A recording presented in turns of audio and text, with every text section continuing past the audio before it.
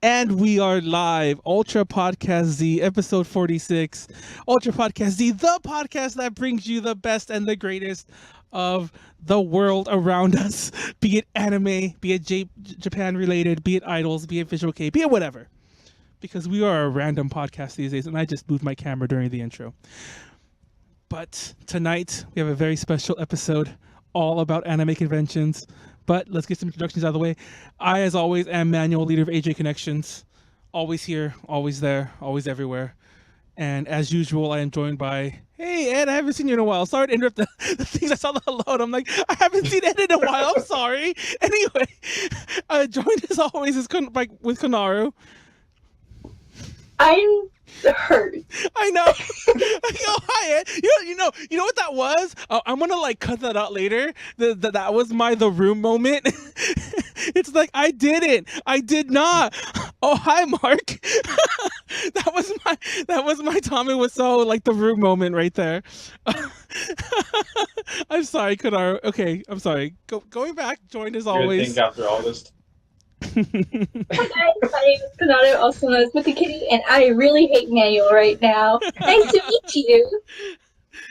Tonight we have a very, very special guest host to discuss our topic of the week.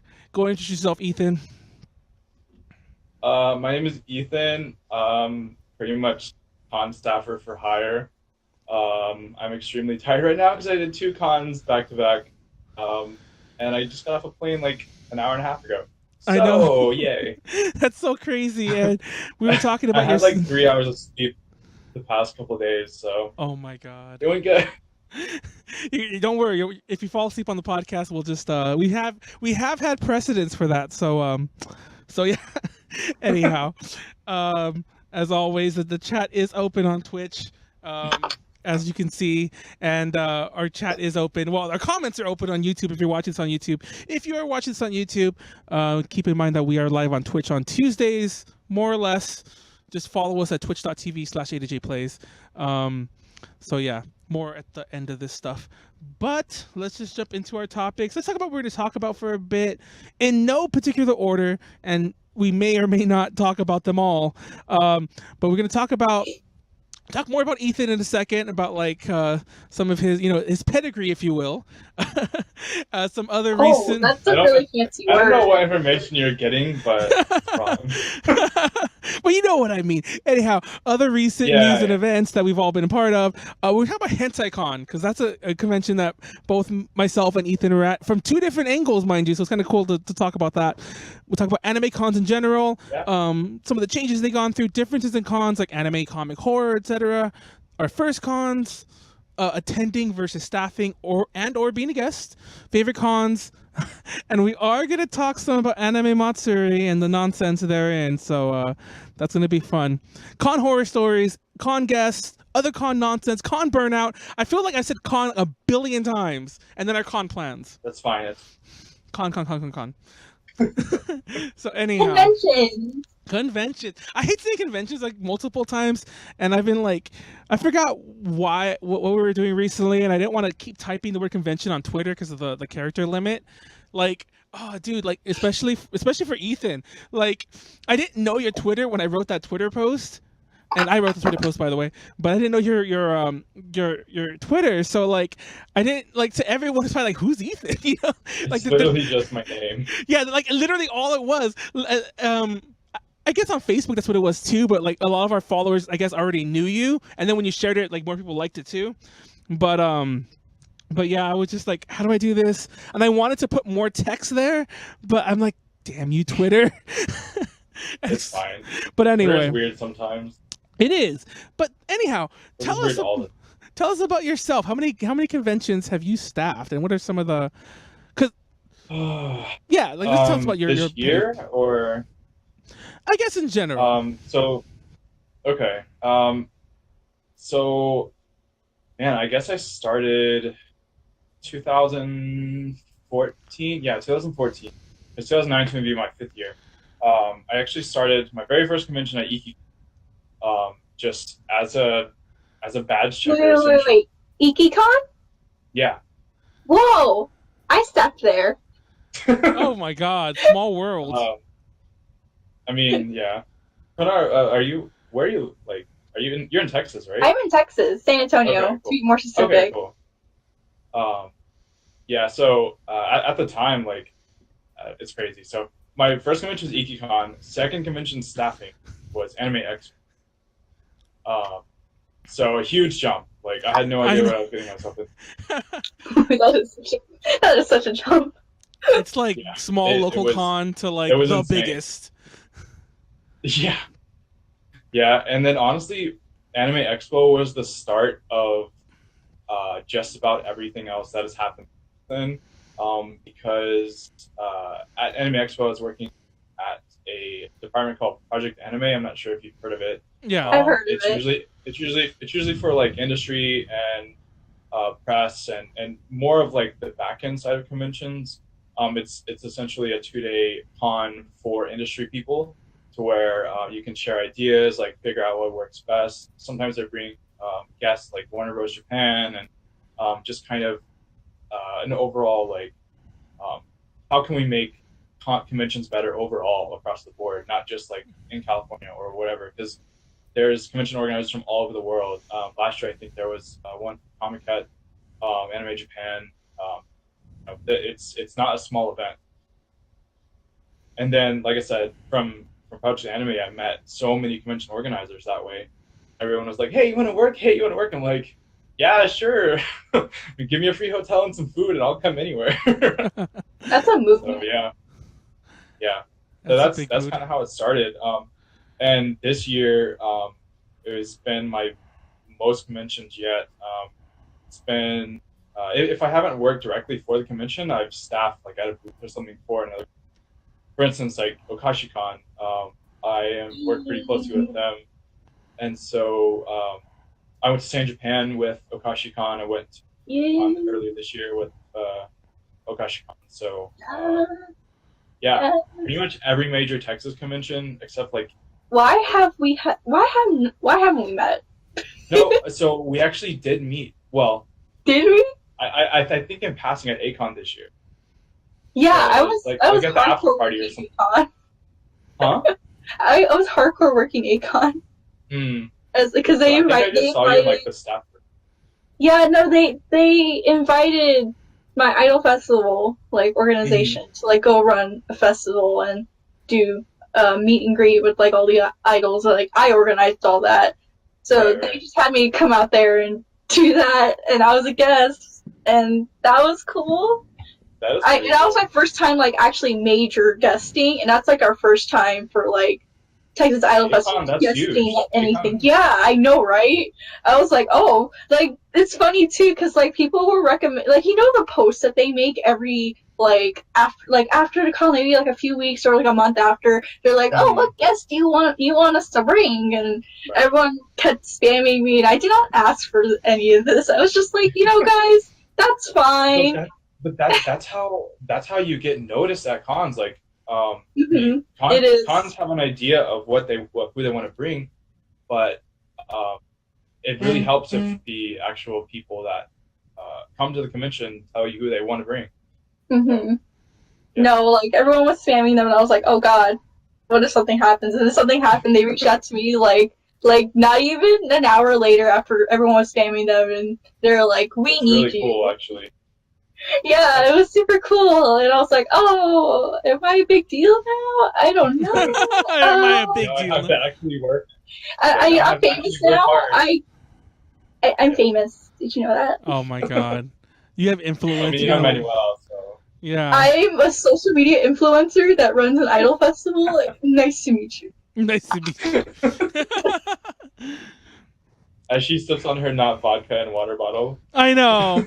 Well, how'd you know? No, tell us about. Oh, can you tell us about like cons that you did out of Texas? So pretty much it's just Anime Expo.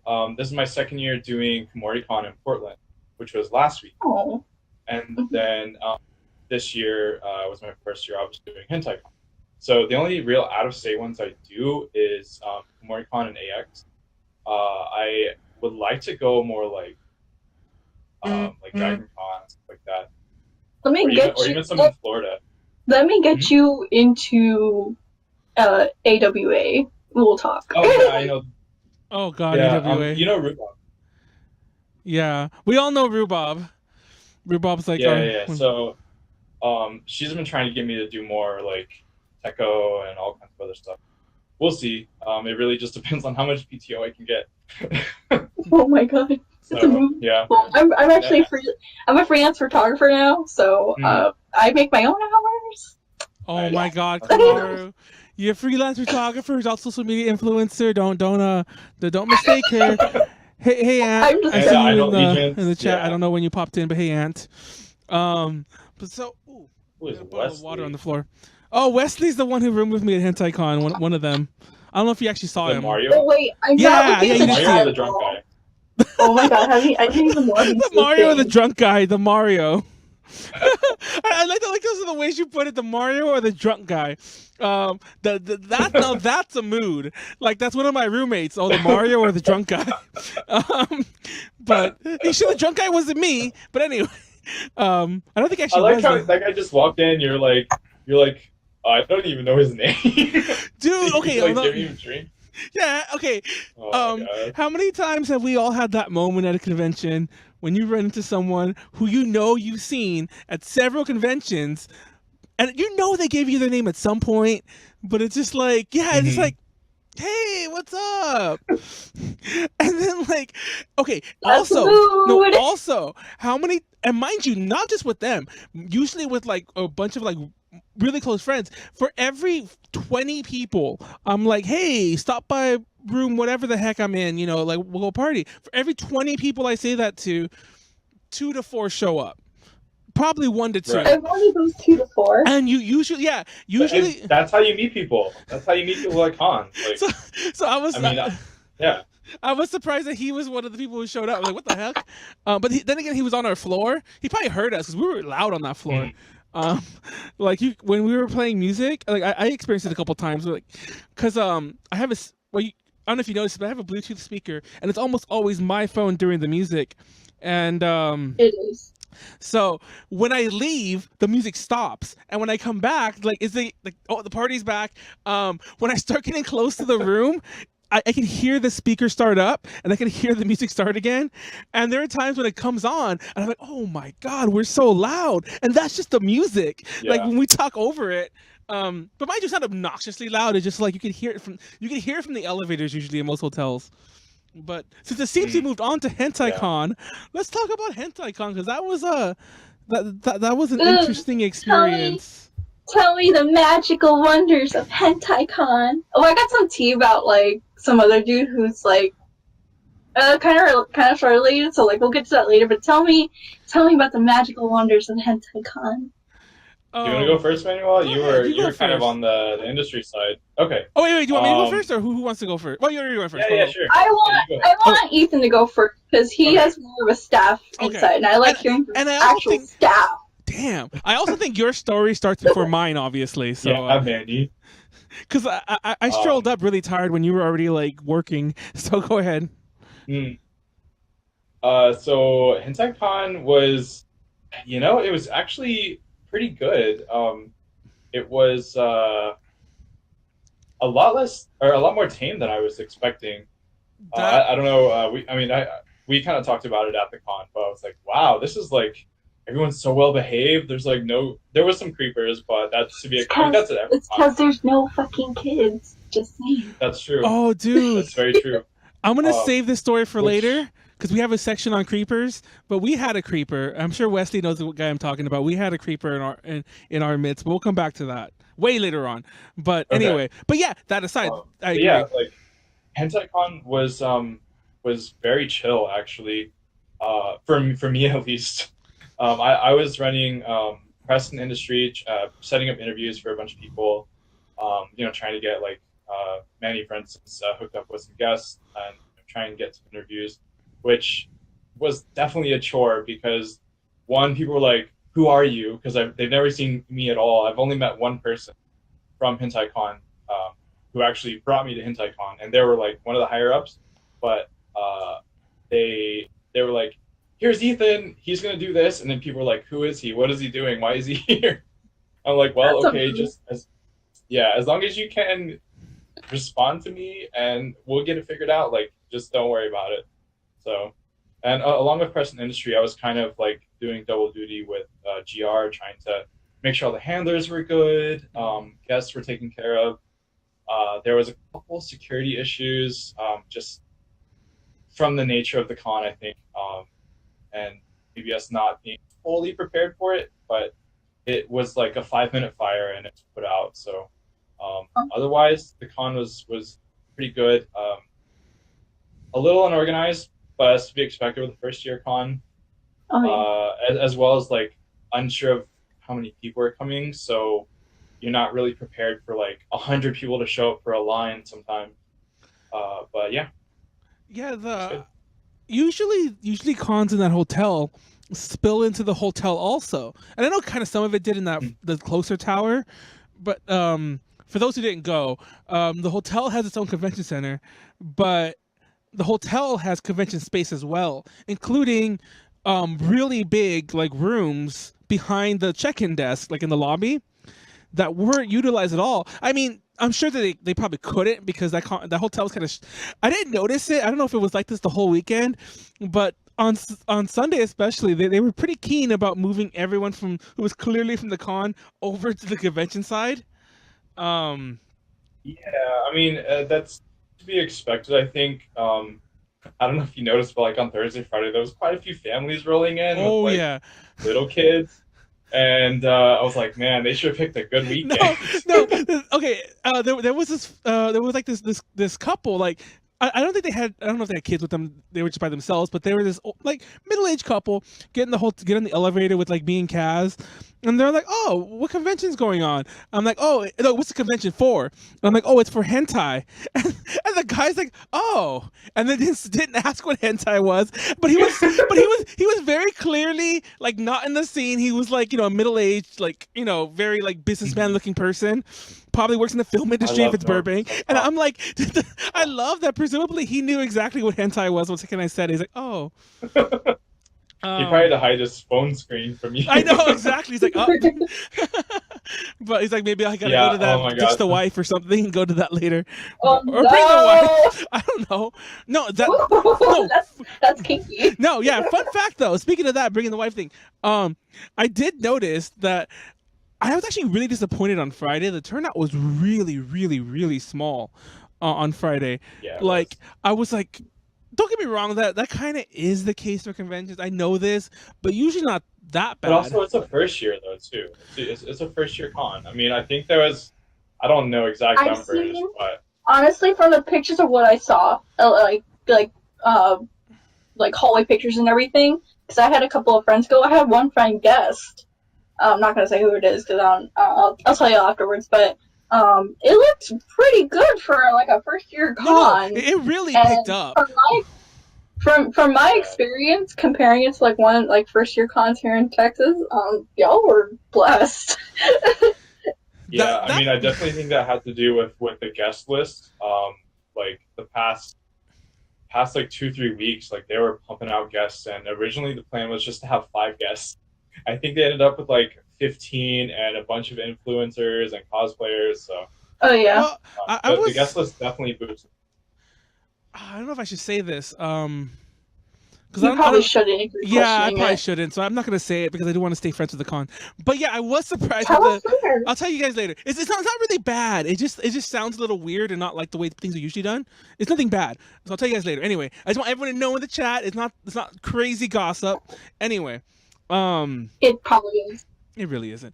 Anyway. Yeah, I mean, to my knowledge, there was nothing like. No, it wasn't shady. I heard like no grievances. I heard like no big posts about like some this and that or whatever. I didn't see any of that. Yeah, so like that's beautiful that y'all can pull up a first year con without like social media mishaps or like anything. Like God bless. I will say this though, that there were a few guests, and funny enough, before Ethan probably wonders, I won't name them, but they are not the ones that I ever discussed with you. At least I don't think I did. None of the ones we interviewed, none of the ones we were trying to interview. But there were a few guests that I personally didn't care about, but several other friends of mine and other guests were complaining that like a lot of guests like would just show up really fucking late, and it's all like, oh, we're sorry that they're not feeling well, that they had to do this and this. I'm like, girl, stop lying. I have friends who are fucking partying with them till 4 a.m. It's like, I know, don't lie. Don't lie. Those fuckers are fucked up somewhere in their hotel room, hungover as fuck. Now, you might be like, Matt. Or you see them at 11 a.m. and they're already plastered. You're like, yeah, yep. exactly. No, that too. Hentai Con. No, that too. They were, and these are guests, mind you. Like, I won't name them, but there were some guests who were like fucked up and they can't do shit. And it's like, dude, don't. And before anyone goes the pot calling the kettle black, I never do that shit if I'm guesting. Which I guess I never really guessed except for ALA. But anyway, there's a level of professionalism here. But there's a time for work and there's a time for play. Yeah. And, whenever you have to work, like you schedule your interviews, you do the thing, you get it over with, and then you go have exactly. fun. Then you go and get drunk. I have nothing against like partying and drinking and stuff. I don't particularly drink, but I don't care. Like you do whatever you want as long as you're not hurting yourself or anybody else. But like, yeah, I think it was just something that maybe they just thought it was going to be a party con and that's it. But I think it worked. There was some things that could have been done differently. And again, like you said, some of the guests could have been a little bit more professional, but I mean, you saw the level of some of the guests there. Like, to me, it wasn't expected, I don't think. Yeah, like, to be honest, like, once again, I don't want to say who they are, and I don't want to, like, I don't know how to put this, like, without sounding like an ass. I don't want to, like, discuss the level of guests. You know what I mean to say? Does that make any sense? You know what I mean by level of guests? Same. Yeah. So it wasn't the top tier, like, the headlining guests who were doing this.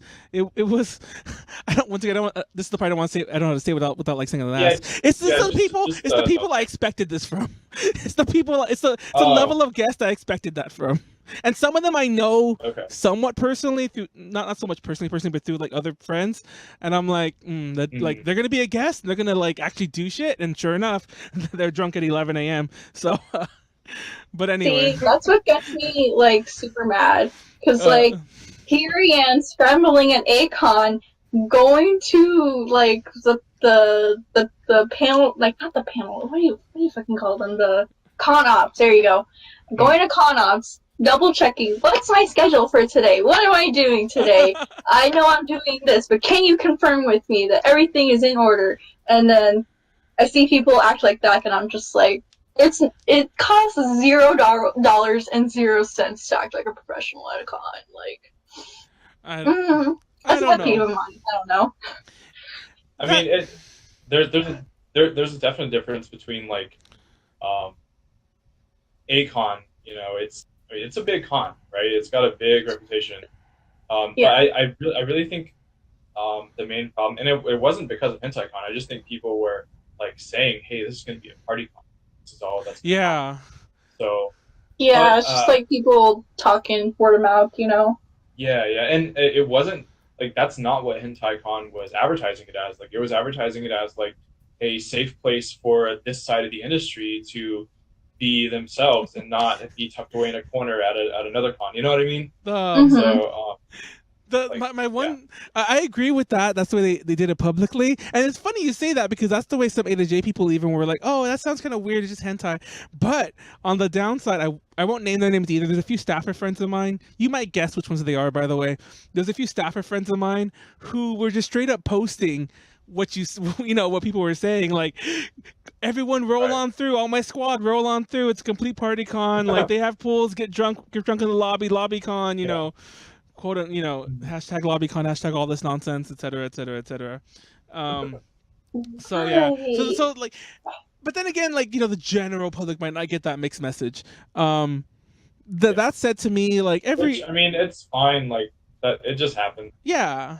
Like, but to me, every con has a streak of party in it. Yeah. Anyhow. Anime. ALA. Oh, no. ALA literally, like, they give you that mixed message because I don't know about this year, to be fair, but right up into this year, right up into 2018, I mean to say, right up in 2018, they had hotels designated as the loud hotels. That Wow. yes, like they designated them. I'll quote him because he said this. He said this at closing ceremonies. The old CEO, I don't know if he was the CEO, what his position was. The old head of the con. Oh God, Chaz. He's the one who has like the bear ears and everything like that. If you ever go to like any of the ALA con, you know who I'm talking about. He actually said, he's like, next year when we move to Ontario, if you're staying at, it was called the Radisson back then. If you're staying at the Radisson, expect it to be loud. If you have a noise complaint, then just go downstairs and get some earplugs or go to a different hotel. Mhm. Like he said that at closing ceremonies, that's and I'm like, okay, so That's funny. yeah, they rented the whole thing out for the record. They rented the whole hotel out. See, if I were to guest at ALA, I would at least be like a little more lenient on like my partying and like drinking and all that. Cause like, if you're saying stuff like that, I'd be freaking right. Yeah. But at the same time, it's like No. I still want to have that line. Yeah, you know? no, fun fact. Well, like I you didn't never experience know that like stuff. Go ahead. yeah. I was just saying, like, you never know. Like, the one room that wasn't rented out by an anime person is the family right next to your room. So you just never know sometimes. Like at San Japan, we were all there was like 20 of us in one room, and like That's a party. you like like a 1-bedroom room, but 20 people. That's a mood. And so just as we do, getting loud, and we were like, you know what? Let's write a note to like some of the rooms around us and slip it under the door. Say, hey, sorry for loud. And then we got a few notes back at the same. So I was like, yes, okay, cool, we're good. No, like See, I'm always like before I leave like my hotel or anything, I just like scout around, like just stand outside my door, like acting like I'm waiting for my friend or whatever, and I just see like who's like standing or who's staying in the doors next to us, and then I just like low-key judge them, be like, okay, are these people quiet people or are they party people? 99% of the time whenever I roomed at San Japan, they're party people, and either way they're gonna be loud, so I'm just like, free game, I guess, I'll be chill, but do you, fam? Yeah, definitely. So I think we're kind of like anything else you want to say about Hentai Con? I think we're gonna move away from that and talk about like con partying. We kind of talked about Okay, so no, it's fun fact. We'll give. Let me tell you about anime this No, year. no. Manuel. No. I want to preface everything I'm about to say with this little brief story. Give me those blackmail pictures. No, it's funny because everyone watching this wasn't in our list. I don't know why it wasn't. I don't know why I skipped this, but That's all right. But so anyhow, let's let me tell you a little story. Let's flash forward back to kind of recently, mind you. Actually, it wasn't that recent. 2013, I think. AX. I want to say that was the year. I'm staying in a hotel. It was just me and my then girlfriend, and we actually complained. And you're all gonna hate me for this, but I'm telling it like it is. And I swear to God, I feel like one day it's gonna catch up to me. Karma's gonna come back to get me. I complained so much about our neighbors that they got kicked out of their room. And they got kicked out of the hotel. God. Yeah, What were you doing at the time? Like, were you still like, were you doing press stuff, or what were you doing? No, like, I was just there for fun. I was just there for fun, AX, come on. and I was. You're a baby Manuel. Yes, Then. but mind you, That's rude. no one ever believes this. No one ever believes this, but this is the truth. Like it was, I didn't like start like drinking and partying heavy. Well, I did it again when I was younger. I mean, I did it way back when I was a lot younger. But there was like a huge like 5-6 year period where I didn't do anything, like in my like early 20s, and that's like the time you should, by the way. But I didn't do anything, and I was like super like straight edge there. And it was during like this period, like pretty much kind of in the middle, towards the end. But it was in that period where this whole story happened, and I was just like, oh my God, it's anime convention. Why the fuck are they partying? Calling the hotel. I'm like, yeah, whatever room's being really loud. See, and they call back, they're still being loud. And then I went and knocked on their door, and I'm like, I really did, by the way. I'm like, you guys are being really loud. Like, I'm gonna call the cops if you don't be quiet. And then they were even loud. They actually were louder. God. No, and I'm not gonna lie, that kind of pissed me off. If some I don't know. Maybe I would do that. I don't know. Anyway, they got even loud and they were banging on the walls. I'm like, fuck this. And I called downstairs. I'm like, if you don't do something about it, I'm calling the police. And then they set security up and they kicked them all out of the room. Wow, that's rude. So yeah. See, that was me. One day That was I Konaru legit was in that room. I know. Yeah, I was in that room. It was me. You kicked me out. Even though I was like 12 at the time, and like I didn't even know what I was doing. I am positive. I am positive that just how small. It's not that small, but it kind of is. I am positive that I have run into at least one. There's a bunch of them in that room, by the way. I have run into at least one of those people, like the 15 people in that room. I am positive I have run into them at some point since. And I hope to God they don't. If they actually, I wish they would tell me because I'm curious who it was. If it was anyone, so if it was you, tell me. But yeah, but also please don't call the cops on me. Manny, about the whole like non-partying thing. Fun fact: I had alcohol for the first time this year, so I don't like it very much. And honestly, I'm much. You get used to it. I mean, I guess so, but I'm much prefer being delirious at cons and lack of sleep and food. See, you throw alcohol in that, then you just get like deathly ill. Like, yeah, then you die. Yeah. No, like, oh gosh, that's the mix. That's the prime mix right there. Is like being like realizing that you're partying, like you're drinking for like the third time that day, like, you know, as in to get drunk the third time that day, but you haven't eaten that day, and you're like, oh shit, you know, it's like somebody order a pizza, we're all gonna die. Like we need some food in us, like our stomachs are eating themselves, like, you know, like we need. There's been many a time where I'm like taking care of my friends. I'm like, have any of you eaten at all today? They're like, nope. What do you mean booze ain't food? Oh my god. Okay, Okay, you know, I'm not going to say who it was because actually you didn't even meet them. I'm not going to say who it was. It was a friend of ours, a friend we party with a lot. We had an incident in our room this time, and we've had a couple, but usually they're a lot more light. We had somebody just like pass out totally on Saturday night, and like it was a mess. And I was like, and it was so funny because in my head I'm like, oh god, thank god this happened now. Like, okay, I meant as in like thank god it happened at the end of the con, end of the night. I go look at my watch. I go look at my watch. What is this? 2002. I go look at my phone, and it's like 8:30. And I'm like, what the fuck? I'm like, how do we have this level of nonsense? And it's like 8 o'clock. It's like, it's not even 10.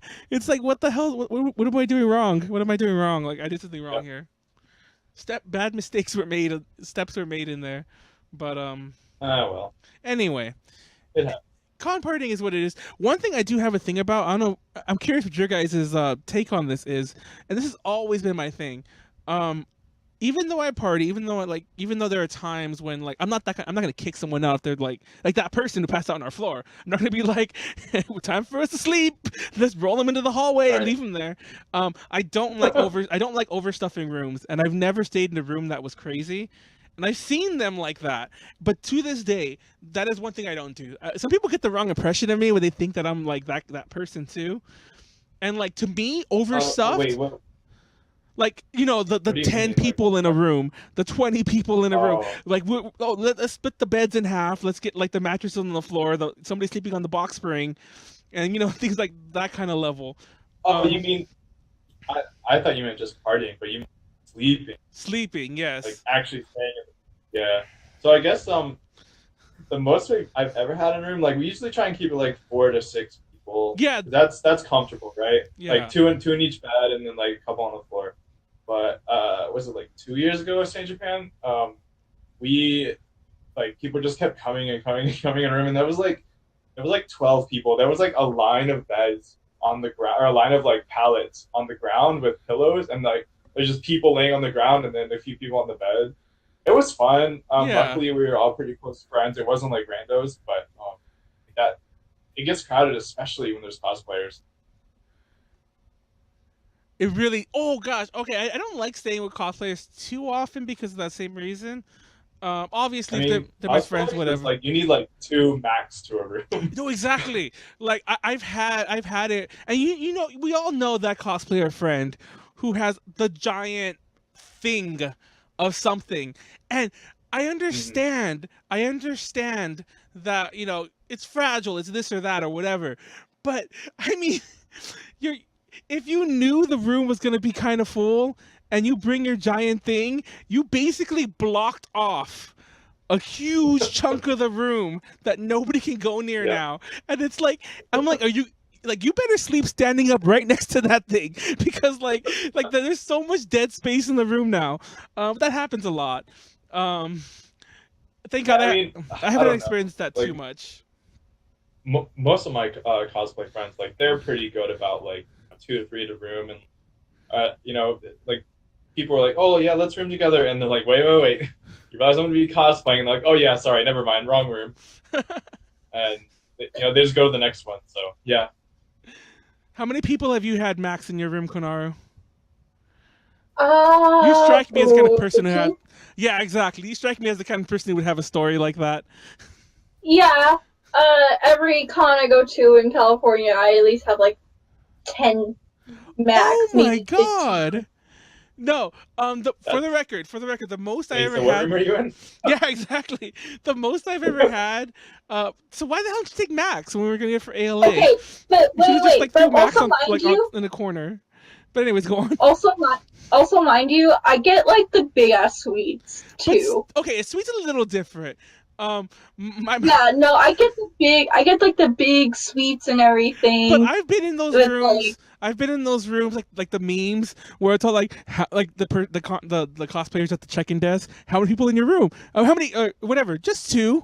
And they show the actual room, and it's like 15 people like watching a little TV or some shit like that. And I'm like, that. I've been in rooms like that. Okay, I haven't been in like. Those are so good though. Like I feel like if it's not a huge party room, like one of my favorite things to do at cons is literally just sit on the floor with a bunch of people and talk and eat food. That is the best. That's what we do, honestly. That's what we do. Or we get out like Switch or something, or what's that one like computer game where it's like it's all a whole bunch of like different Jackbox? Jackbox, yeah. We played that at Fanime. We're probably gonna play it again at ALA. No, we did Jackbox at AX. I'm surprised we didn't get kicked out of that whole, not this AX, but last AX. And we were just like, shouting and everything like that. It gets intense. It gets super intense. No, because like, I remember, actually that wasn't at, that was at AX. The story I was about to say was actually just at like Heidi's, like Tiffany or Heidi's house. I forget whose house it was. It was Tiffany's. Heidi was there though. And we were playing like that shirt one. The one where you design a shirt, and everybody kept designing shirt. Like, I think it was a guest who designed it, and everybody kept including me in theirs. So it was really confusing, and everyone just like, it was annoying. I was like, why is everyone like picking on Manuel? Everything was Manuel this, Manuel that. But anyway, as Visions, you are a saint. You realize that? I know the candy. As Visions in chat, he was like, he hands out candy at cons to people who realize they haven't eaten at all. No, it's funny because I was like, dude, that's a lifesaver. No, because I was telling him in the chat too, like that would help a lot of people, because usually that's when you notice. It's like when you eat something, somebody gives you something, and you're like, oh man, I haven't eaten today. You know, like, oh shit. Yeah. Maybe I should. See, I grow like, okay, so granola bars are lifesavers. Yeah. So some background on like my history, my story. I used to be in like marching band and everything, so like a lot of our times food was like, not saying we didn't have enough to eat, but like a lot of our food choices were like, you know, rushed and everything, and we had to like, you know, go sometimes just the whole day on like maybe 1.5 meal. And that was like during marching season, because you know we're trying to like you know get the state. So like that was 3 years of my life.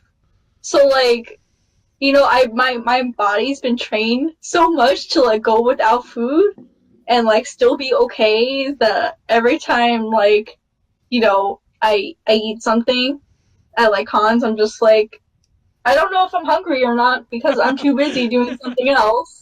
Right. Like, should I be eating? Should I not be eating? Because I'm not hungry. Because then I get sick. I don't know. It's a guessing game. So like, it just makes, I don't know. I just laugh every time like I hear someone like, oh, I haven't eaten all day. I'm like, same, but I kind of agree with that. A lot of that I think has to do with like venue food choices because sometimes they're not the best, right? Oh and no, so you're like you want to go get real food or like go somewhere else to. You don't want to eat what's at the con, because sometimes there's been issues where everyone who eats that food gets sick. Yep. So. Or it's just really freaking expensive for no reason. Or it's that's yeah. See, that's the beauty. That is the beauty of hot dog carts in California. Oh my god. Gamble. It's like you. I had a hot dog at 5 a.m. I had a hot dog at 5 a.m. at AX, and it was probably the best meal I've ever had. Me too. There was one hot dog dude. He was like passing by our hotel, and I'm like, yo, stop, stop my wallet. I'm about to die. Don't leave. just take it. Give me the hot dog, even if it's not cooked all the way. Uber Eats is my hero at cons. It's funny because we had a lot of problems with Uber Eats at this Hentai Con, and I realized now, I realized it yesterday actually, but I realized now that I'm home what the problem was because people couldn't find our room, and they were probably going into the lobby, going into the elevators, realizing there's no 730, whatever the fuck our room was. Wrong tower. Yeah, and they probably didn't even notice that, like, oh, there's another tower over there that's not connected by like a bridge or anything like that. So yeah, because we had a lot of problems. We had like 2 orders get canceled. We had to go downstairs a bunch of times, and like I was like shit-faced drunk. I'm not wearing shoes, and I'm like, okay, I'll go downstairs. I can totally imagine that. Yeah, and it's like whenever I came to your room, I went up to the tower that I was in. I was like, where the fuck is it? No. Then I went down to the front desk, and they're like, it's over there. And I'm like, oh, okay, cool. Thanks for not having any signage. Exactly. Like, you would think that each floor would have a thing like, oh, 750 through 7, or whatever the fuck the other 30, 40 rooms are in the other tower, and it would be vice versa. Right. Because it's like, I don't get it. It's like there's no signage unless you know from the hotel. It's ridiculous. But anyway, oh my god, Elevator Con. Yeah. S-Visions or Escalator Con. Ever had elevator problems at a con? Fanime, which I hope you go to one day, Ethan. Fanime is very famously known as Elevator Con because all the hotels there have. Okay. In Fanime's defense, it was not bad this year. No, fuck that. Wait. I was spending for checkout. Yeah, okay. No, checkout. In our hotel, no, it was not bad. The Fairmont in the main tower we're in. I'm not exaggerating. We stood there for legit a half hour, and only I managed to get into the elevator. And I'm like, "Screw you guys, I'm going in," because I was there with a lot of people, and they ended up having to wait like an hour to get an elevator. Most people just took the stairs from the 16th Speaking floor. Of Elevator Con, that was my boyfriend. Konaru, you've been to IkiCon, right? The last couple of years. IkiCon. Well, okay, so you know the elevator problem there. There's only like 4 of them, and it's heavily guarded. Yeah. IkiCon's a problem. Oh, they do one of those things where they make sure you're an actual guest or something? No, I think it's Mac. They enforce 4 to a room, and I think on every floor they have someone checking. What? They give out wristbands. No, they give out wristbands. If anyone's watching this and are kind of scared because AX always brings up the wristband policy, every year they bring it up. They have never. Okay, there was 1 year, and I'm not exaggerating, 1 year that I can ever remember them ever giving out wristbands. Period. Mm-hmm. And there has been no year where anyone has ever enforced it, including the JW that I've ever seen. Usually, huh? Oh, go ahead. Oh no, I'm just saying. So don't. So I'm surprised to hear of a hotel that actually enforces, or a con, I should say. I meant to say not a hotel too, but a con that actually enforces a wristband policy. That's insane. Yeah. So IkiCon, I mean, I totally understand from the fire hazard side of things, and just overall safety of everyone at the convention, but to me, it's kind of a wasted opportunity because it limits how many people you can have in your hotel. If people want to split, 8 ways for one hotel room, let them do that. the only reason I was ever able to go to EkiCon is because guess what? I volunteered, I got in for free, and I stayed at one of my friends' places that was not far away because I had no money at the time. How like otherwise I wouldn't be where I am today with conventions if I didn't get in and do that. And there's so many people. I mean, young kids, high school kids that want to go to conventions but don't have enough money to put up a hotel for 4 people. So what do? They share a room. Like that's just how you survive at cons. And like I said, I do understand the business side of it and the safety side, but I think it's a bad idea. It's I mean, it's a liability thing. I'm just like, most hotels never actually enforce it. We've all been there. We've all been there when like, oh, the hotel charges $10 more for the third and fourth person. I guess there's only 2 of us, even though even if you're not pushing it to like 10, even there's still only 2 of us, even if there's 4 or 6. Mm-hmm. I don't know. It's in my experience, except for that one time when I guess unless you have somebody really complaining, by the way, it's rare. Well, somewhat rare. I have had stories where they actually kick out an entire room. Usually, what they do, they just empty everyone out who's not actually staying there. Like it depends on security, I guess. I don't know. Yeah, I don't know. I guess it would have to get super rowdy for that to happen. But yeah, I have, because apparently they do have to like, they basically serve you like a quick eviction. Like it's like, I don't know how it happens in other states, by the way. This might be different in other states, but in California they have to actually get you like an eviction notice, and it's like you have to get out like in 30 minutes, and then like like literally get out in 30 minutes, and then they it's all this. It's like a bit of a legal thing. It's a minor legal thing, so I think that's probably why here it's a little different. So yeah, like that's the exact terminology they use too, because technically when you get a hotel, you're technically like renting for a night. But anyway. Yeah, because I mean you sign like you have to put your credit card down. Like it makes sense. It's just like Airbnb. Actually be renting. Not just. So I think we kind of covered our first cons already. Well, for those I didn't cover my first con. Yeah, actually. What was your first con? Yeah, I was going to say you. My first con was Matsuri Con. What the hell is that? That sounds like one of those made-up Midwest cons. No offense, but that's what that sounds like. Because it is. It is. No, I'm just kidding. It's like a small college con. It used to be held at like one of the local universities here. It was technically like the pre-con to San Japan, but after like all the people like from like their anime organization at that college graduated, it just kind of like disappeared for a couple of years, and then like it came back last year as like named as like a different con, but it didn't do too well. I actually guessed at that con.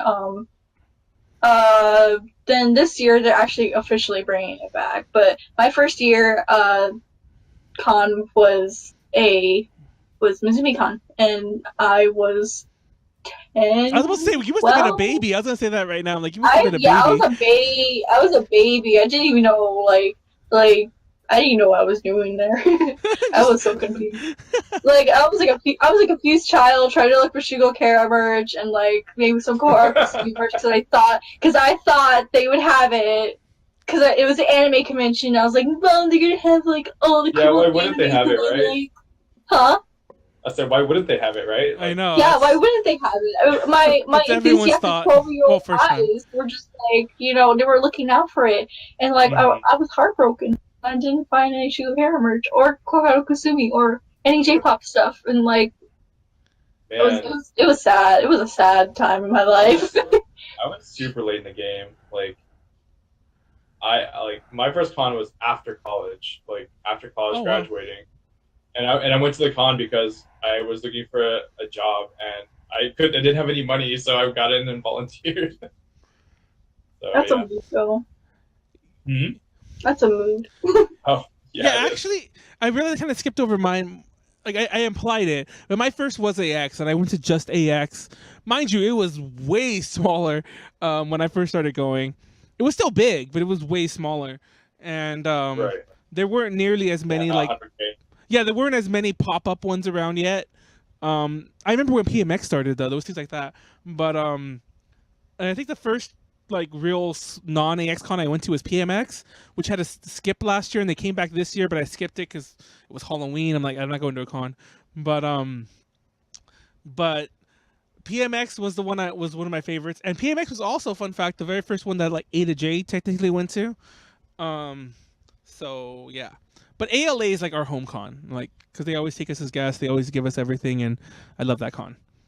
But Yeah. So what was our next thing on this little thing? Oh yeah, attending a con versus staffing and or being a guest. This is funny because okay, I'll say mine first because mine is short. As I've gotten older, if I'm not, I probably should have also put guest / like covering it or being press. If I'm not there to do stuff like that, or if I'm not there as a guest like ALA or whatnot, then I probably won't even go. Like that's pretty much the long and the short of it. Or if I go, like I might be going to this con in Vegas like next week, funny enough, and I might just go because a friend of mine's letting me stay in a hotel really, really cheap, and I'm like, I might as well just go and just see Vegas, you know, because it's like I don't really care much about. I can get a badge technically, I'm sure, as press, take a few pictures, write a review, interview a guest, give it about 4 hours of work, and then just hang out in Vegas the rest. So yeah, that's probably what I'm gonna do. But anyway, so tell me, you guys, or whichever one of you wants to go first about the difference. I'll let Ethan go first, because you mentioned staffing versus a couple you've attended, I believe. So yeah, what's your So, out of my 5 years of going to conventions, I've only ever attended one time, and that was this year at Anime Matsuri. But every other time at a convention, I work, and if I don't work, I usually don't go. And if so there we go. We have a similar story, but go on. Yeah, so I mean, work, not getting paid for it, but I mean, essentially, I am with like hotel or whatever. But it's, to me, like, if I'm going to spend my at a convention, like I want to get something worthwhile out of it. Like I'm really big into like event organization and stuff like that. So I would, working a bunch of cons, you learn about all sorts, all different sides of the industry, and to me, it's not worth it if I just, because number one reason why I volunteer, don't want to. 2, get a hotel for free. Yep. And that's it. So yeah, and if I volunteer, like, you better not tell me like, oh yeah, here's your thing, and the door checking badges. Like, no, if I want to work, I want to be a part of it. Yeah. I want to help this shit run. So yeah, that's me. Okay. I guess I'll talk about the guesting side, because you talked staff, Manuel did press. So I guess I'll compare it to guesting. So like, I've guested a few times from small scale to like Acon. I can say honestly, I much prefer guesting. Like, not because of the perks or anything. It's just like, when you get to meet people that you don't normally get to meet, versus like your regular attendee, and everyone's just like, who are you? Oh my God. And I do understand that part of it. Yeah, that's yeah, and it's like you get to network with so many other people, and you get to like one thing I will never forget. It was my first year doing Anime CTX, I think. We were doing the Idol Festival, and Finding H Productions were there, and I like huge fans of them because they do really amazing work. They do really good panels and everything. I love their shit. And here I am walking my merry way into the green room because I am a hungry bee, and there they are sitting, and they're just like, "Hey, come join us. We're talking like convention horror stories," and I'm just like,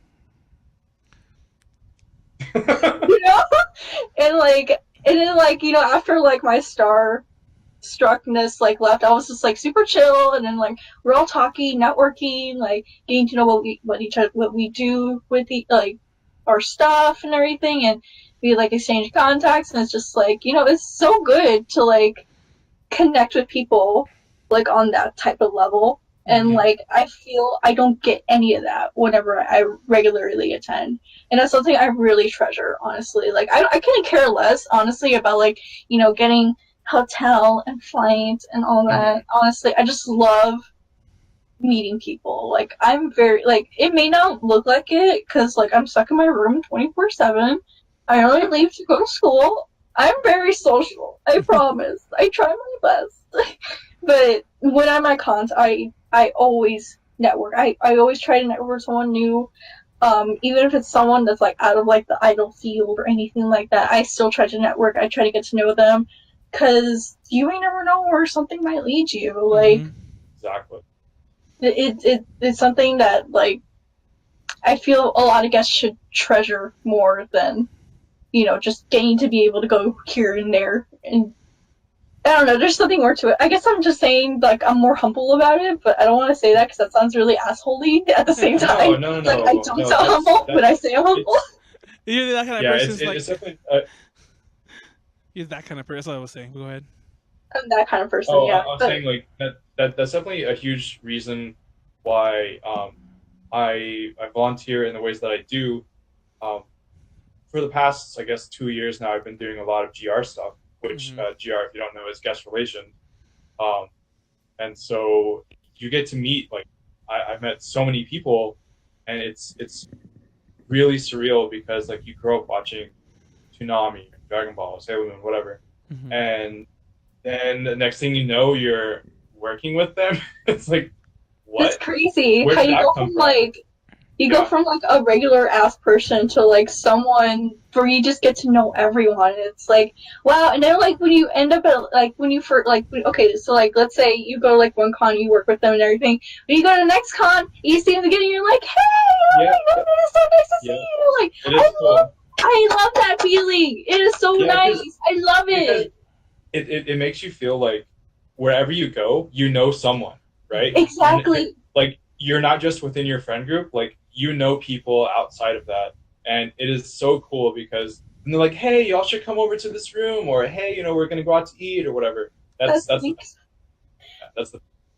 yeah. I totally like this past anime week in Atlanta. I did a lot of networking, like especially meeting people for the first time because like I know a lot of people like in the idol scene, but I've never actually met them, and I met a load of people at AWA, and it was so nice, and we all like networked and we just talked like normal people, and we were sharing stuff, and it was just I don't know, I just find it so genuine, and like I just wish people would appreciate that side of it more than just being like oh, I'm the best. Yeah. like like dude, you're just a voice actor, or dude, you're just whoever.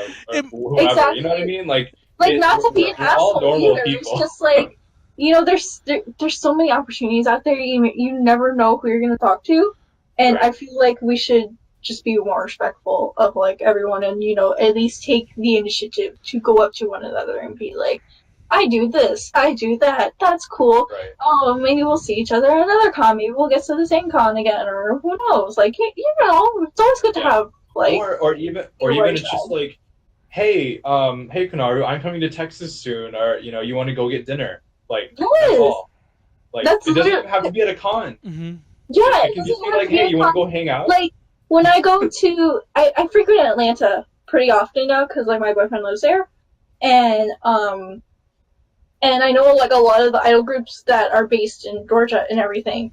And every time I go, they're like, what you doing? Let's go to round one. Let's go get dinner. Let's do this. And I'm like, yes, I love everything about this.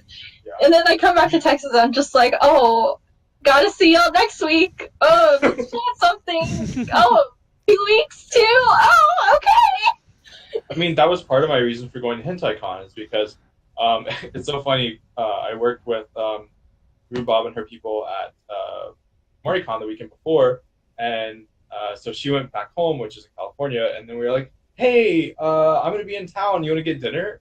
And then so we just hung out and had dinner, had a nice time. And that's just how it is.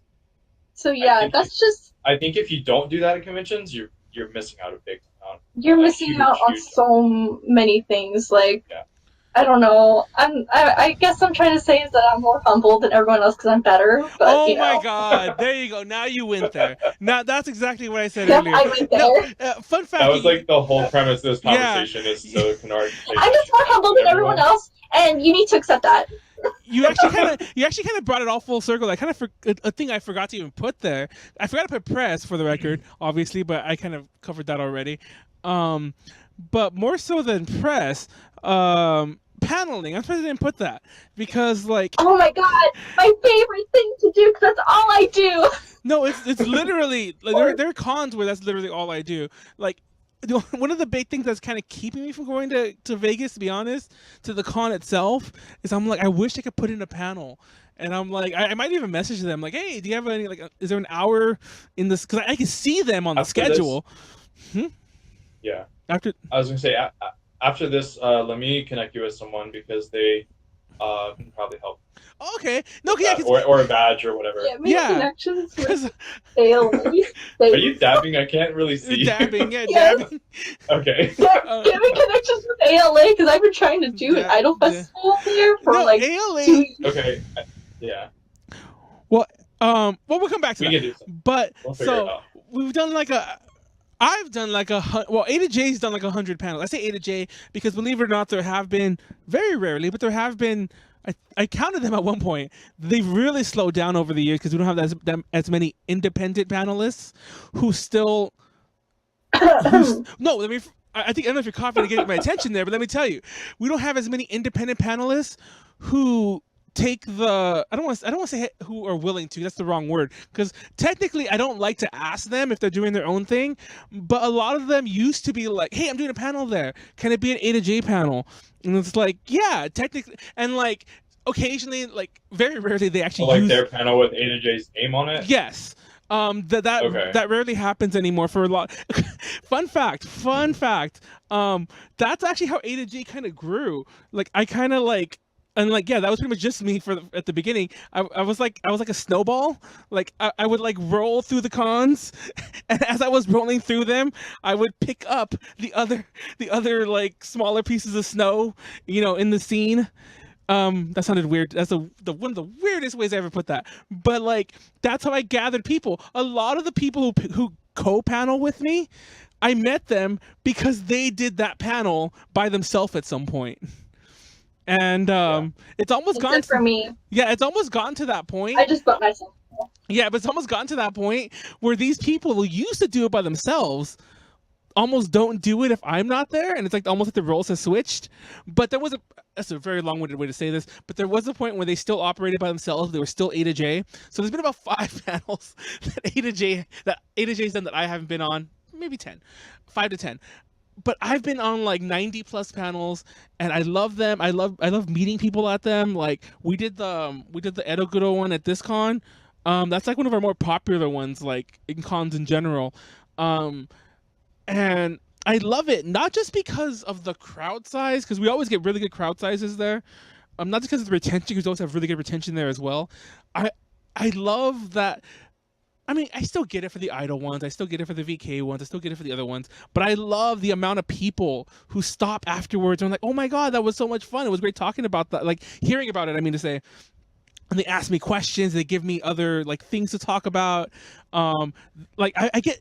Dude, I've never gotten people to, like, hey, can I get your picture? Get like, with me or something like that. I'm like, I'm not, like, famous, but okay, hey, what's up? I've gotten that a lot. I mean, that's cool, though, right? Yeah, not just the Hentai. I got it at Hentai Con for the record, but I've gotten that at Fanime. I've gotten that, like, at ALA, and it's like, oh my God, you're the guy who did the Edoguro panel. I'm only a staffer. Yeah. I've gotten it. I'm only a staffer. It's like, what? Why do you want my picture? Yeah, it's like, what did I do? It's like, you try to identify me to security or something? Like this man throwing crazy parties on, like, anyway. But no, I love it, especially the Edoguro one. But also, I have a problem, and this is like kind of a weird problem of my own.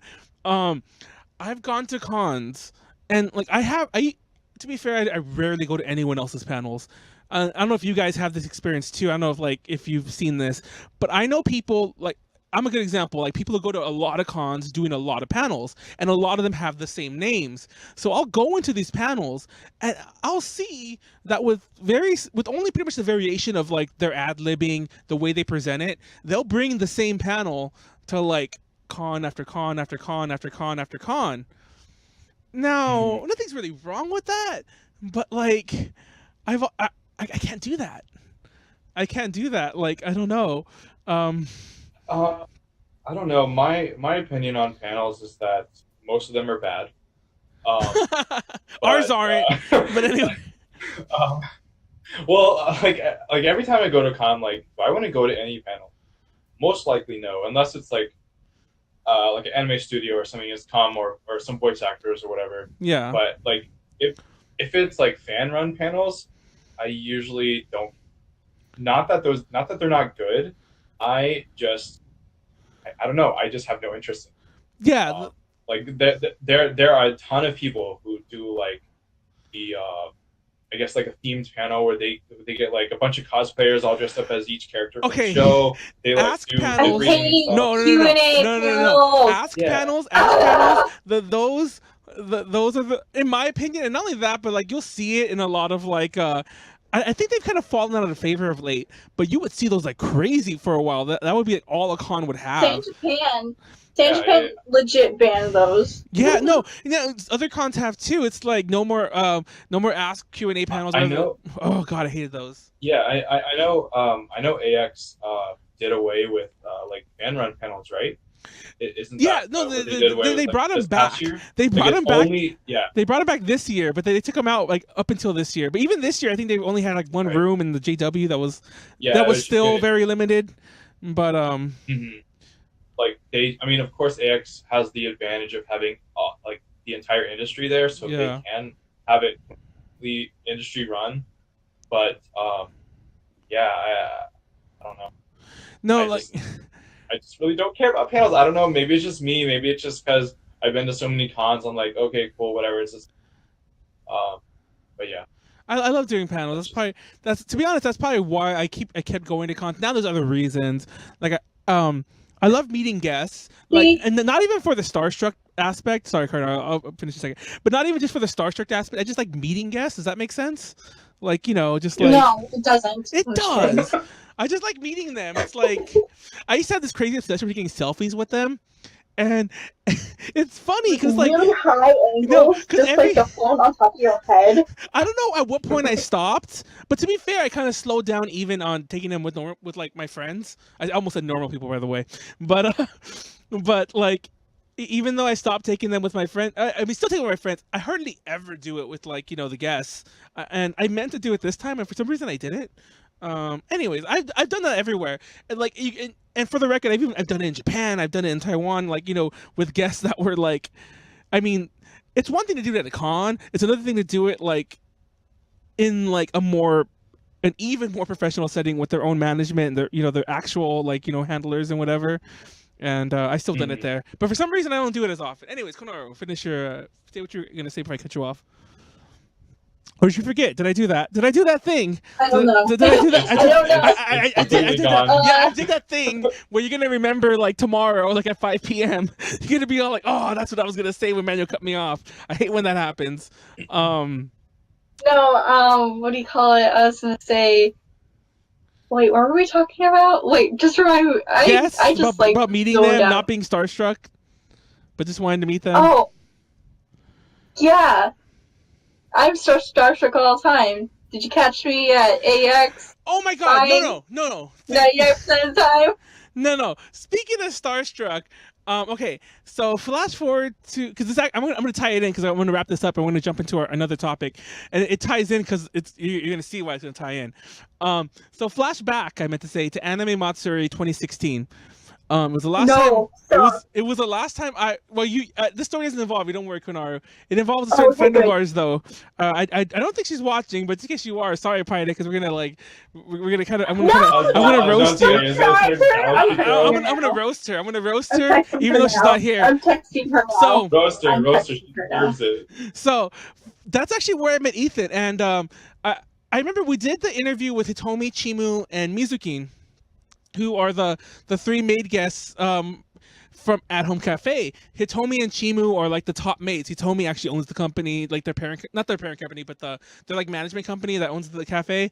I'm sorry, she doesn't own it. She runs it. That's the word I'm looking for. And Chimu's like the top maid, like right under her. So these are pretty big maids in the maid scene. Fun fact: Heidi works for them now. Works for At Home Cafe. So we're interviewing them, and because the press team included Paida at the time, so I messaged Paida because she was helping, and she was like she pretty much brought Aro Vampire. She did a lot for us. I'm not saying she didn't do a lot for us, but I'm like, oh, we're doing the maids right now. If you want to come by, and like I just kind of meant like come by to be there to like to like help out, like because we had a mess. I threw out all the markers everywhere. Anyway, so she shows up. And like I'm done taking a picture with like Tiffany and them, and she shows up like do you mind if I get a picture with you guys too? And I'm like, Paida, what the hell? It's not that she asked for the picture. It's not that she even like interrupted anything. It's just the fact that to them, and after that I'm like, I'm not gonna introduce you. After that I was like, they probably think she's a random fan who wandered into the press room somehow and just was all starstruck, and she was even like all like doing that, and she got the picture, and then she was really happy. She's like, I love you guys. Acting like normal Paida. Yes. And I was like, Paida, please. It's like stop roasting her. We're not roasting her. I kind of am, actually, but I am, but I'm not. I mean, like, it was all in good fun. She didn't do anything bad. I mean, like, it just was a weird. I'm positive that they didn't know that she was with us, and like I didn't fix that notion because I'm like I didn't want it to look like we're like super starstruck or anything like that. Yeah, but I'm like kind of working on that, like just not being starstruck, but I still get like a little bit of anxiety, like, oh god. To be totally fair, I'd be lying if I said there weren't certain. It's never happened with guests that I've ever worked with, for the record. Let me say that right off the bat.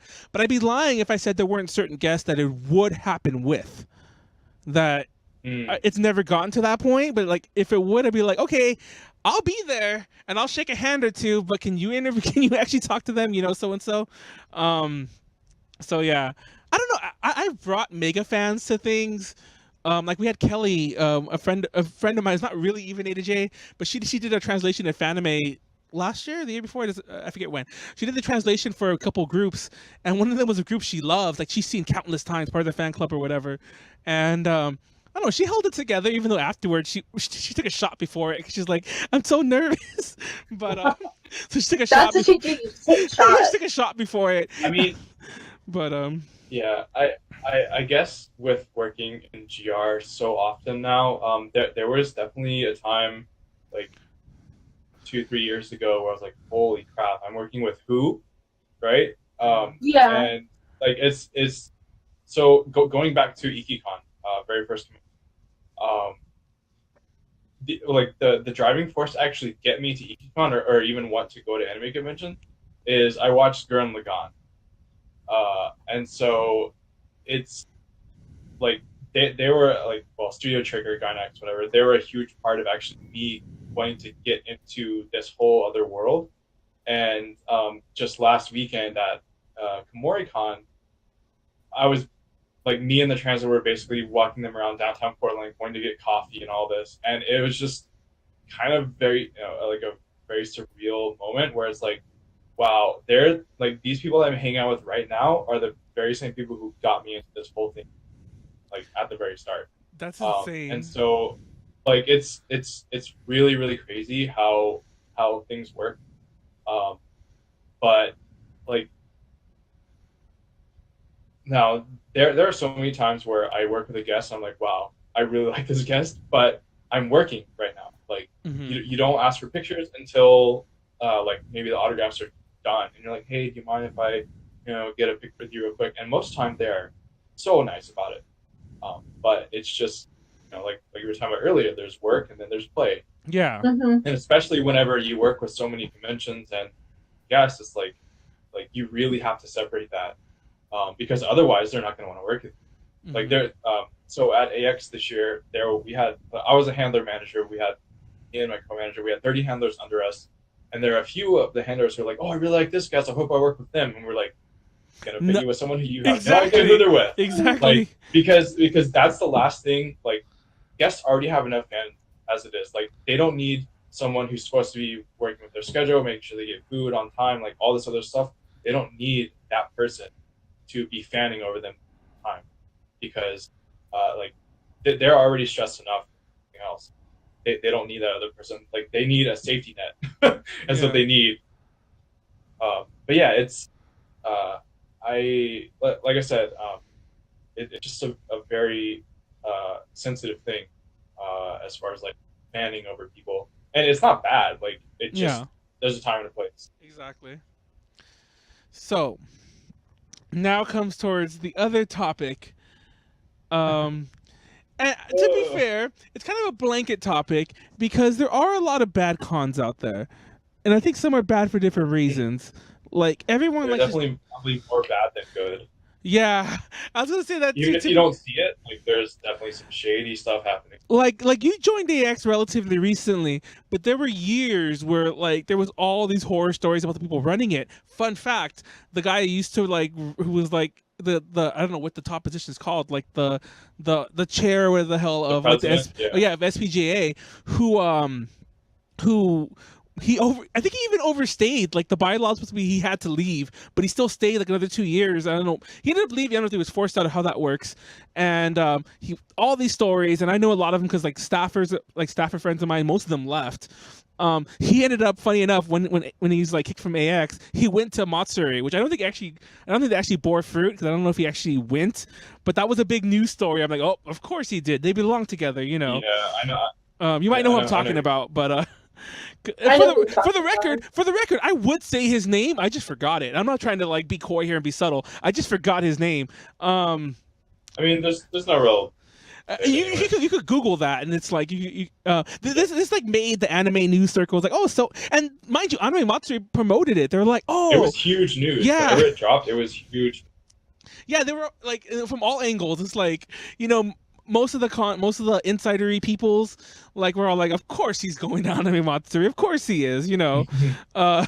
And then other people were like, oh my god, this is so big, he helped AX grow, and now he's gonna help because he was there when AX like had the crazy meteoric rise. But I think that more had to do with just the con scene, because Comic-Con was tiny back then too. Well, not tiny, but you could walk into Comic-Con back like not even that long ago, like 7 years ago, you could walk into Comic-Con and get a badge that day, you know, sometimes.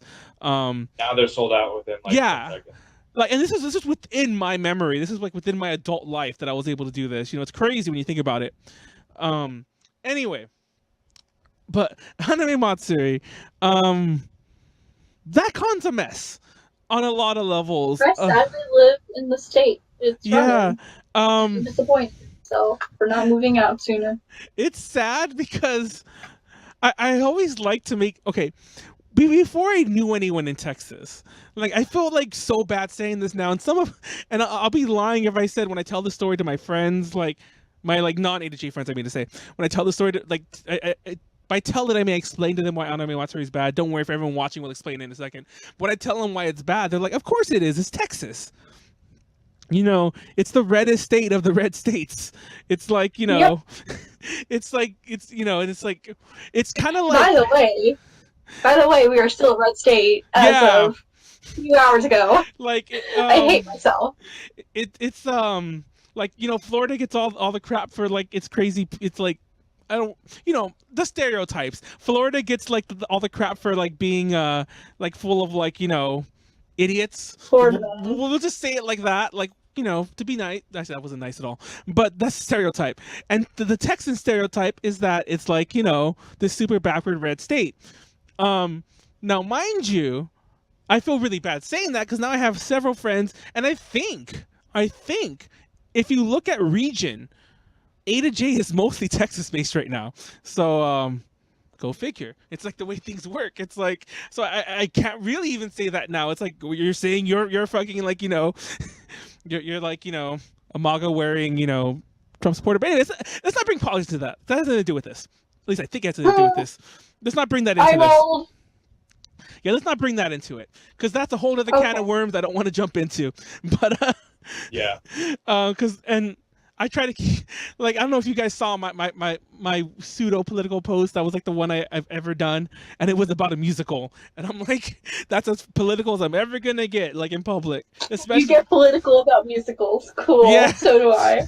But anyway, so coming back to anime Matsuri. So Matsuri. Yeah. So just to give the quick rundown here, and I actually want to do an actual anime Matsuri podcast. I don't know why I started saying anime, by the way. I just literally started saying that right now, like this second. I've never pronounced it like that in my life, and suddenly I become Obama. Yeah, suddenly I become those anime people who like who like pronounce things all like, you know, all odd. But anyway, so anime Matsuri. I do want to do a full. Yeah, actually, what's the like new stuff about Matsuri? I since I stopped staffing, I haven't been paying attention. So please inform me. All right, am I gonna take over? Yeah. First of all, actually, you take over. I need to go to the bathroom. Actually, I've been trying to hold it in. Like I really need to pee. But first of all, and for the record, we've all done it. It's my turn. I've never broke the podcast to pee, but this time I'm going to do it. I always break the podcast to pee. Let's take a 5-minute break. Huh? Can we take a 5-minute break? Let's take a 5-minute break. Everyone, okay, 5-minute break. Back. If you need to go to the bathroom too, go to the bathroom. I'm turning off our mics. I'm leaving the live thing on, but I'm gonna stop recording for the sake of our recording. But there you go. 5-minute break.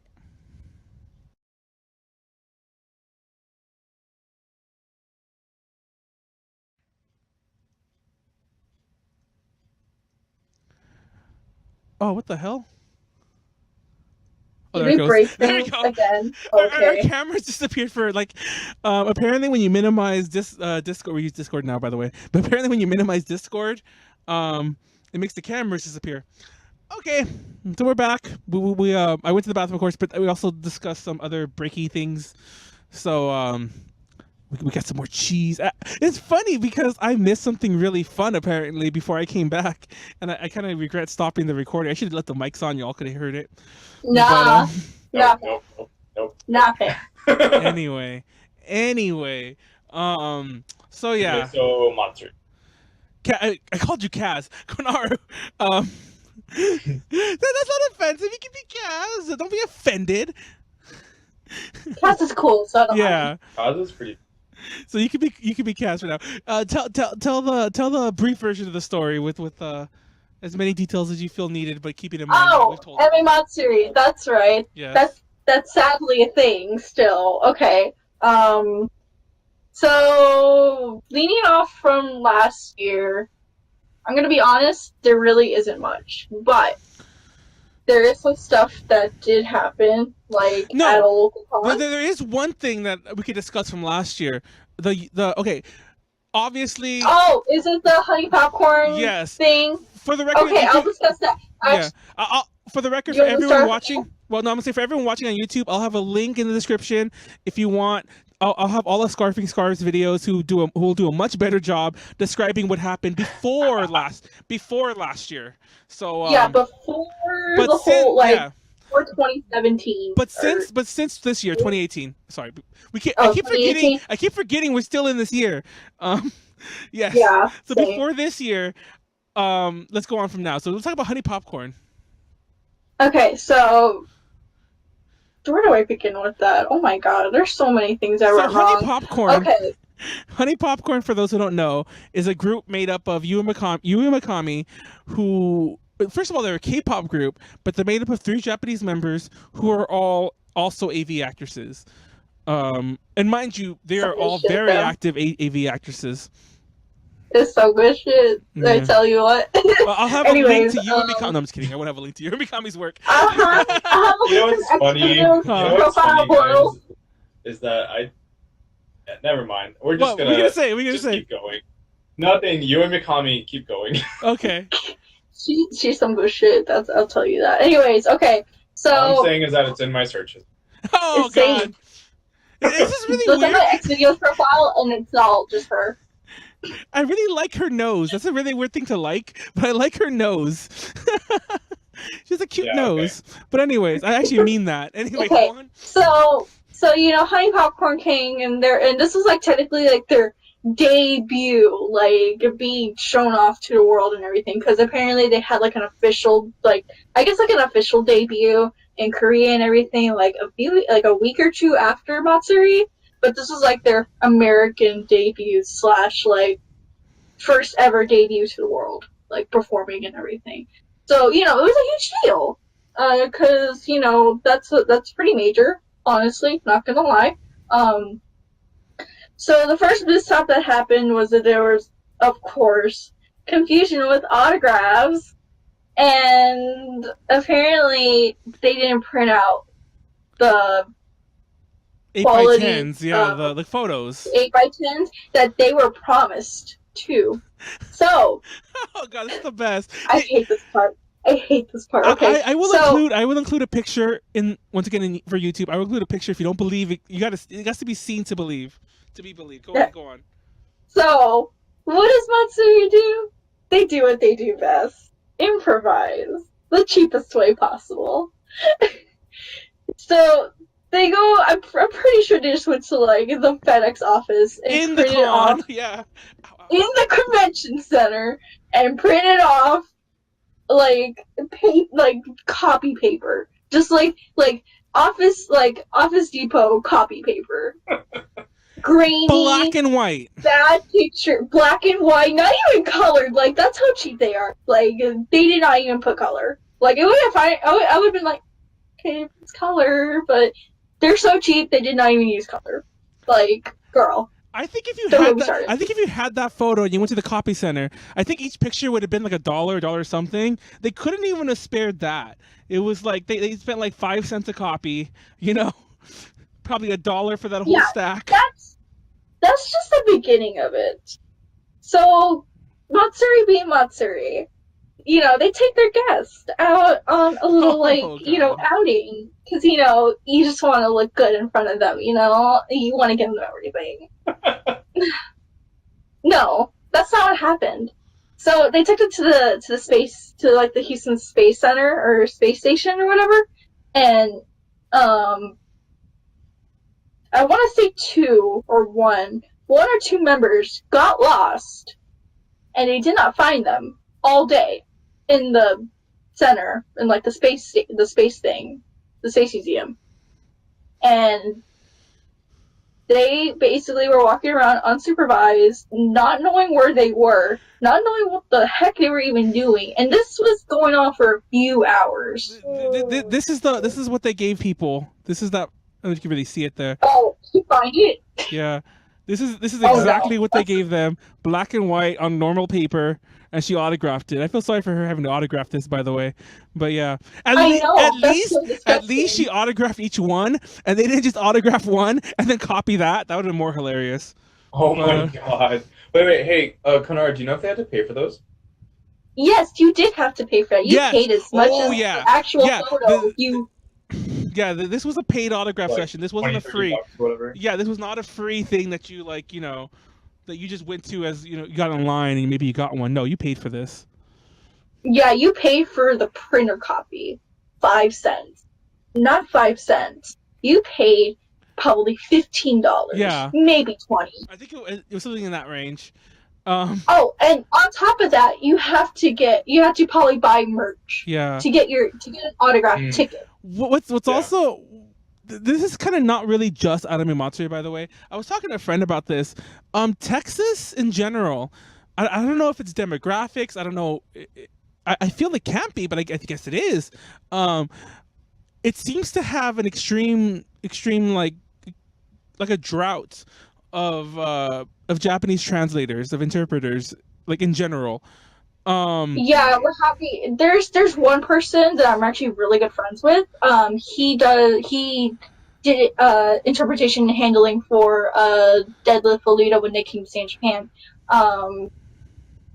He's really I feel like the only person, because I see him go and do translating services for almost all cons. No, so part of that is one. Translators have to work very hard at conventions. That's probably the hardest job you can have, especially if you're handling more than one guest. Two, conventions are very cheap. They don't want to hire professional translators. Mm-hmm. And so it's just a combination of those things that make volunteer translating not the best. No, usually every con I go to, especially when it's out of like this is how I meet people, by the way. So I think I met Tiffany. Most cons I go to, I'm like, hey, any translators want to help out? And usually I get a crap ton of people. I mean, a lot. And for the record, they're at all levels. There's like literally like second year students who I can probably barely speak a word. Then there's Right. competent level students like who probably like college level higher. Like they probably this is their major. I mean to say. And then there are of course all the native speakers and so on. And there are tons. Once again, this is just California thing. I've never I had so much problems finding one in Texas. Mind you, I brought Tiffany with me, but I wanted two, and I wanted one. I was trying to see if I could find one local. It was literally like finding a needle in a haystack. See, that's also funny too, especially in Houston, because Houston has a really big Asian population. See, I feel like there should be several, or not. Okay, I don't know. Maybe they just don't like anime and go to the cons. I don't know. It's also the thing that they're attached. Look at the reputation that they would be attached to. That too.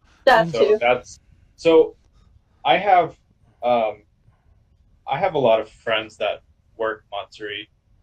I stopped this past year. This was the first year I didn't actually work for them.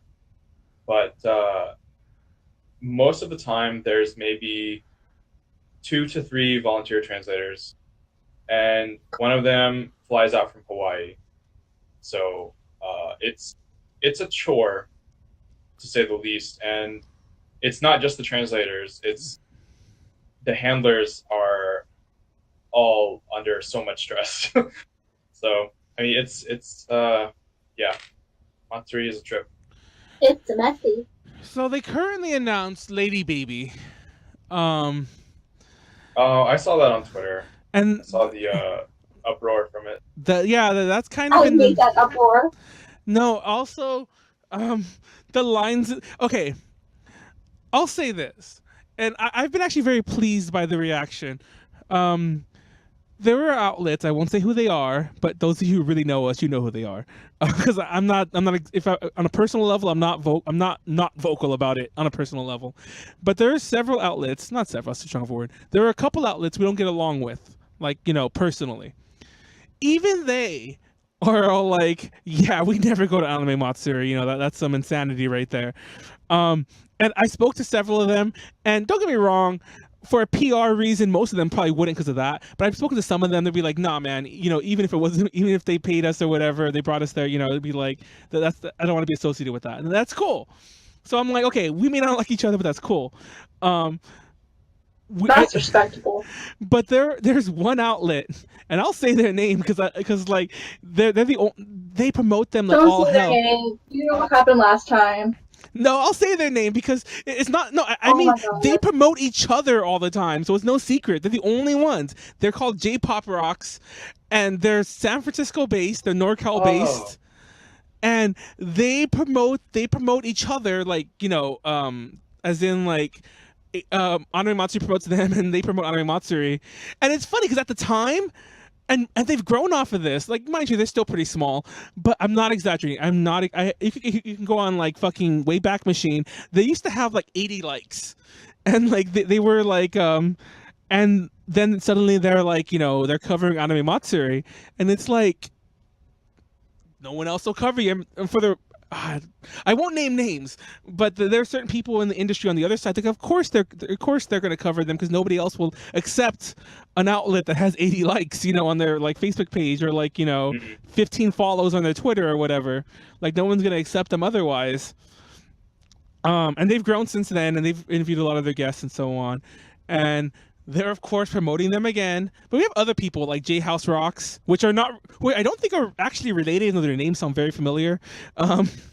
Just go figure. They promoted the Lady Baby thing too, and I'm like, they're Texas based, and they're actually a promotions company, a company that brings over artists to and they promote their tours, and they help set those up, and they're like a booking agency, and They've been around for like as long as I've been in the scene. They had this huge falling out, though, myself included, by the way. They had this huge falling out, though, because they did this whole like thing with Nobuo Uematsu's band. He's the guy who does the Final Fantasy music. He had a band called what was it called? Earthbound Papas. I thought you were going to say fuck. What was it No, called? they were called the Earthbound Papas, and it was a three-band a three-band whole thing that they were going all over the country. They're going to Hawaii. They played in Texas, and then like a bunch of the shows got canceled, and I think it was visa-related issues, and which actually happens a lot, by the way, in case you don't know that. It happens a lot. And they ended up like burning a lot of people on the money that was owed, and they kind of disappeared after that, only to reappear like promoting the fuck out of Anime Matsuri. And I'm like, come on, please. Oh my god, roasting me. God damn it, Konaru. I see part of like this. He's roasting me. Anyway. Just tag Max and have her defend herself. I don't know.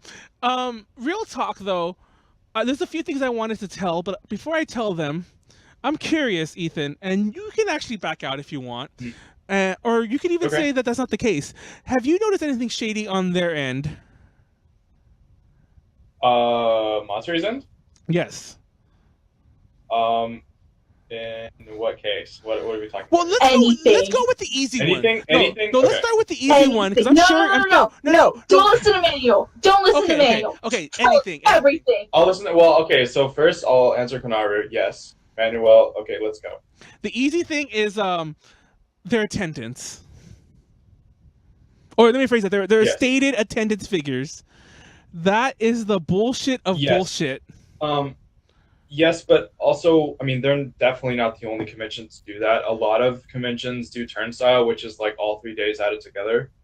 Or they'll do like sold days. So if you have a 3-day badge, that's like full.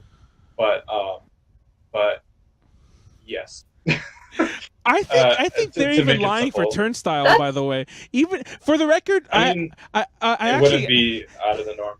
I asked them at one point because I did ask them. Remember that was in the chat, and I was like, I want to ask them and use the journalistic integrity. We want to use the right term. Is this turnstile or is this unique? And they said unique for the record. And I have that email somewhere from Denise Lee. She's the one who actually replied to it. Like at least it said it was her. She said it was unique, not turnstile. But even turnstile, like the 30K or whatever, that's like 10K a day. I still, mind you, that's probably more than 10K a day because that's assuming that Friday and Saturday are smaller. I think now they're 4 days, so those numbers would be different. But I know specifically this past year, it was noticeably smaller than 2017. But supposedly it was bigger. If you look at the figures, supposedly it grew and it got like several thousand more. Go ahead, Konar. You've been doing like the PP dance, like with your hand up, like you're a 5-year-old. Like, so go ahead. Yes, because I have a really good. I think it's a good question. So I'm a photographer, and I know my angles. I know how to make things look good. Is it true that a lot of photography, that a lot of the staff photographers, that they would kind of stage it to where it looks like there was a lot of people, like they were telling people, go stand over here, go stand over there, and everything, and then they would take pictures and make it look like there was a lot of people. Is that true? Mean, I think that's part of it, yeah, but I also feel like that's just part of wanting to take a picture at a convention. Like even me, I would do that too. Yeah, no, I mean, so, not like gathering cosplayers and being like, oh, let's take a look great pictures. No. I like say for instance, well, okay, so the year I met Manny here, I was actually in social media, so we were going around the convention trying to take pictures, post them, or at least send them back to the headquarters, and then they'll post it from there. There were many times where just from personal preference, not because I was told to do so, it was more so I want this picture to look good if I'm going to be doing the social media, so I'm going to do it in the way that I think will look best. Sometimes that would be taking a certain angle to where it looks like the room is full. You know what I mean? So it's I think it's a little bit of both, where it's yes, there's probably some instruction in the back saying, hey, do it like this.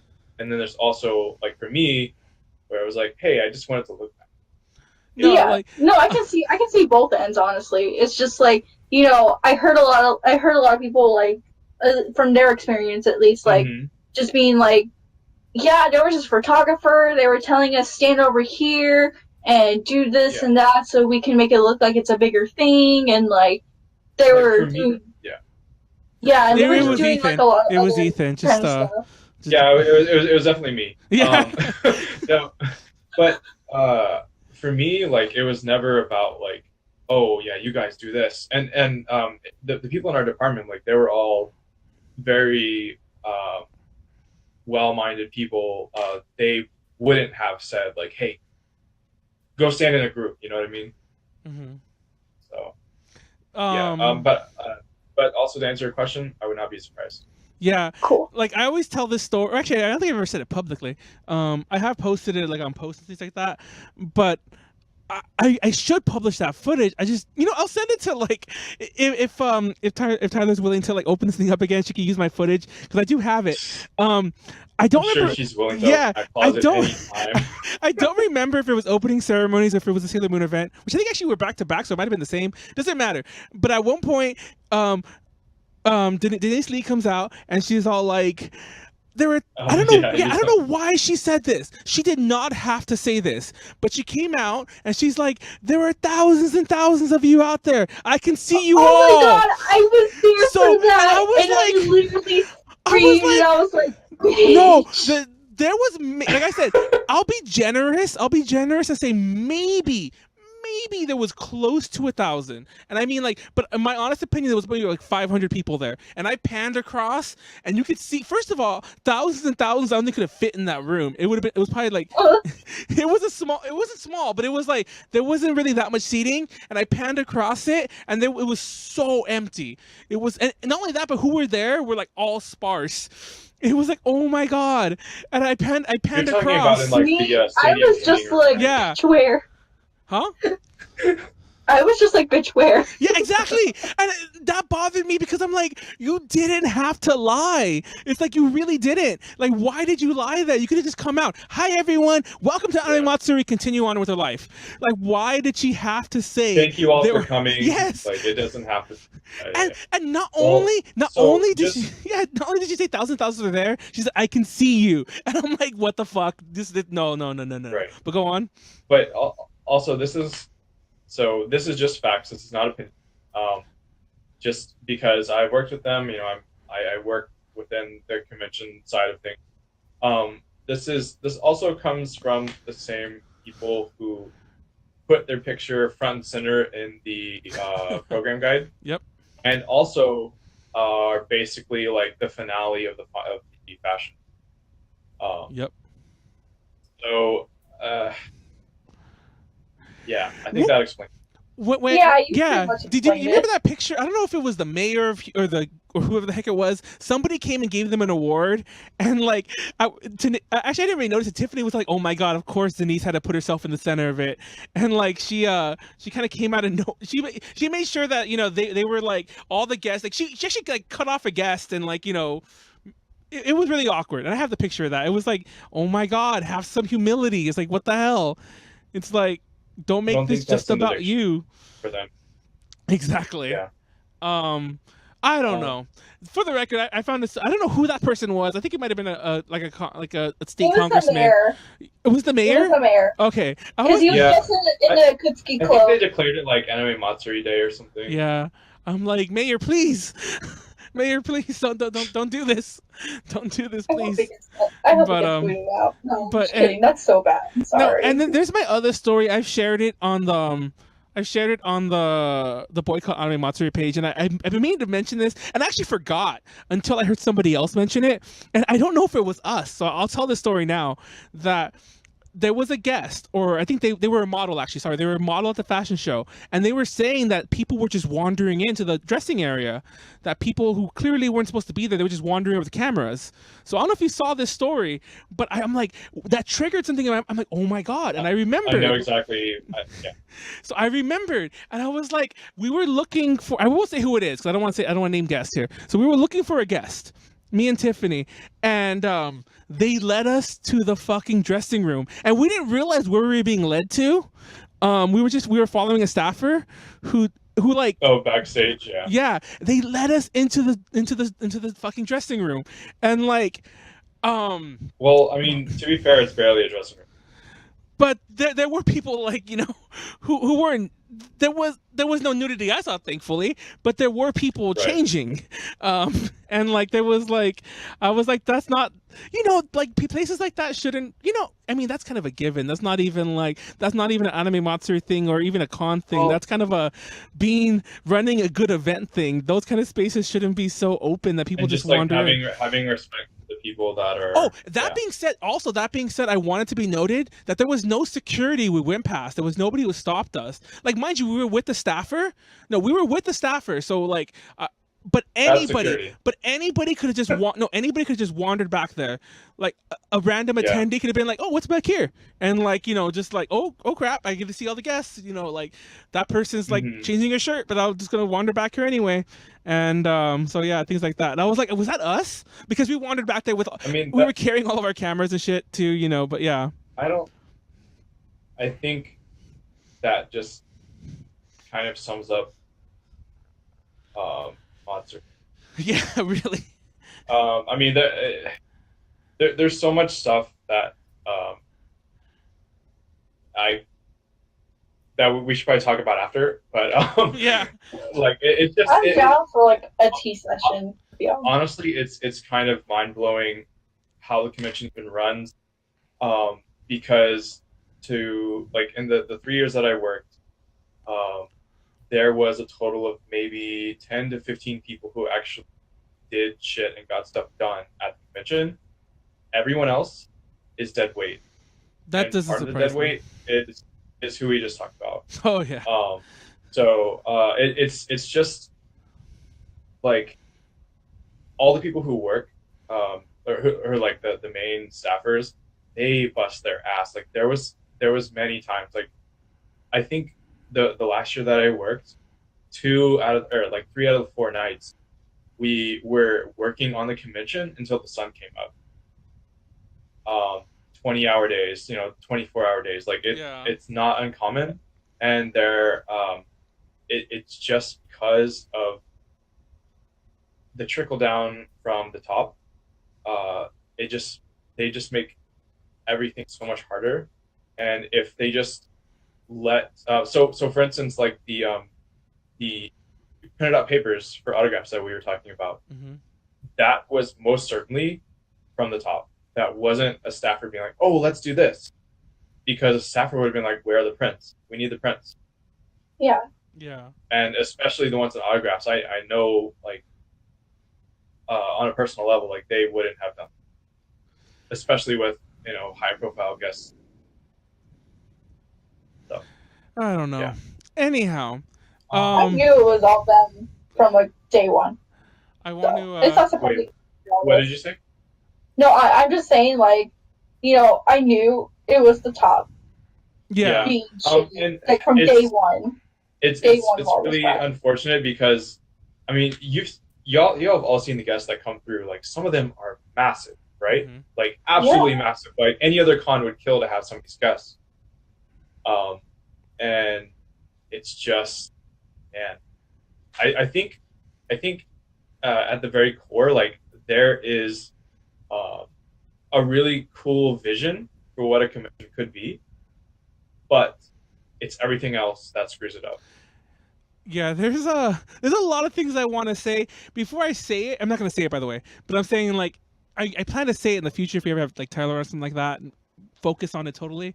Before I say it, I would like to phrase it really perfectly, so I'm not going to say it, but I have my thoughts on the way a lot of this, about why the convention is the way it is, and I'm sure I've mentioned some of them to you too in the past. Yeah. I just don't want to get sued. I don't want to phrase it the wrong way, so I'm not going to. Yeah, I mean that's well, I'm not really afraid of getting sued, but I'm just I just don't, just out of being a professional. Yeah, I mean, so. We all know, well, I don't know if you know, but we all know that, like, I've let my mouth, which is why we have the disclaimer at the start of the podcast. Don't forget, we got targeted on Twitter. Yeah. in the middle of a fucking podcast because you decided to open your mouth. I open my mouth a lot and I say things. See, the problem is, I don't know. I guess there are You're times. too much of an open book, Manuel. You need to close it up. Yeah, there are times. There are certain things that, and I agree too. There are certain things you shut up about. But there are times that I'm like, but we all know it. We just don't want to say it. I'll fucking say it. Those kind of things. Those kind of things. It's not so much. I mean, like there's the kind of things where it's like, don't say it, like the impolite things. But I'm like, no, there's certain things that we all know, but we all don't want to say.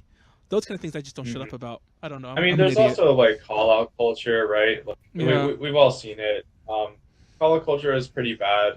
Just overall, like, now granted, some people definitely deserve it, other people do not. But I don't know. I have my own personal thoughts on what should happen, but I don't know. I'm actually just kind of go ahead. Curious to what is going to happen in the future with all this. When I came back from the break, my whole spot seems brighter. And like I'm sitting differently now. I'm like, well, what did I do different? Anyway, sorry, that's neither here nor there. But I just noticed I'm really bright. Like the whole area I'm in. Like you can actually make out where my shirt is in the background. But let's actually wrap up Anime Matsuri for now. Like I said, I want to table that for a future discussion.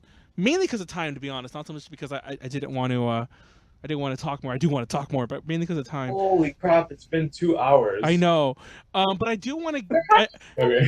Yeah, like usually we go less than 2 hours. My goal is always to go under 2 hours. But I do want to do. That's okay. I mean, there was a lot that we. Yeah, I do want to cover one more thing before we actually wrap up, and that's we could do a really fast circle round of con horror stories.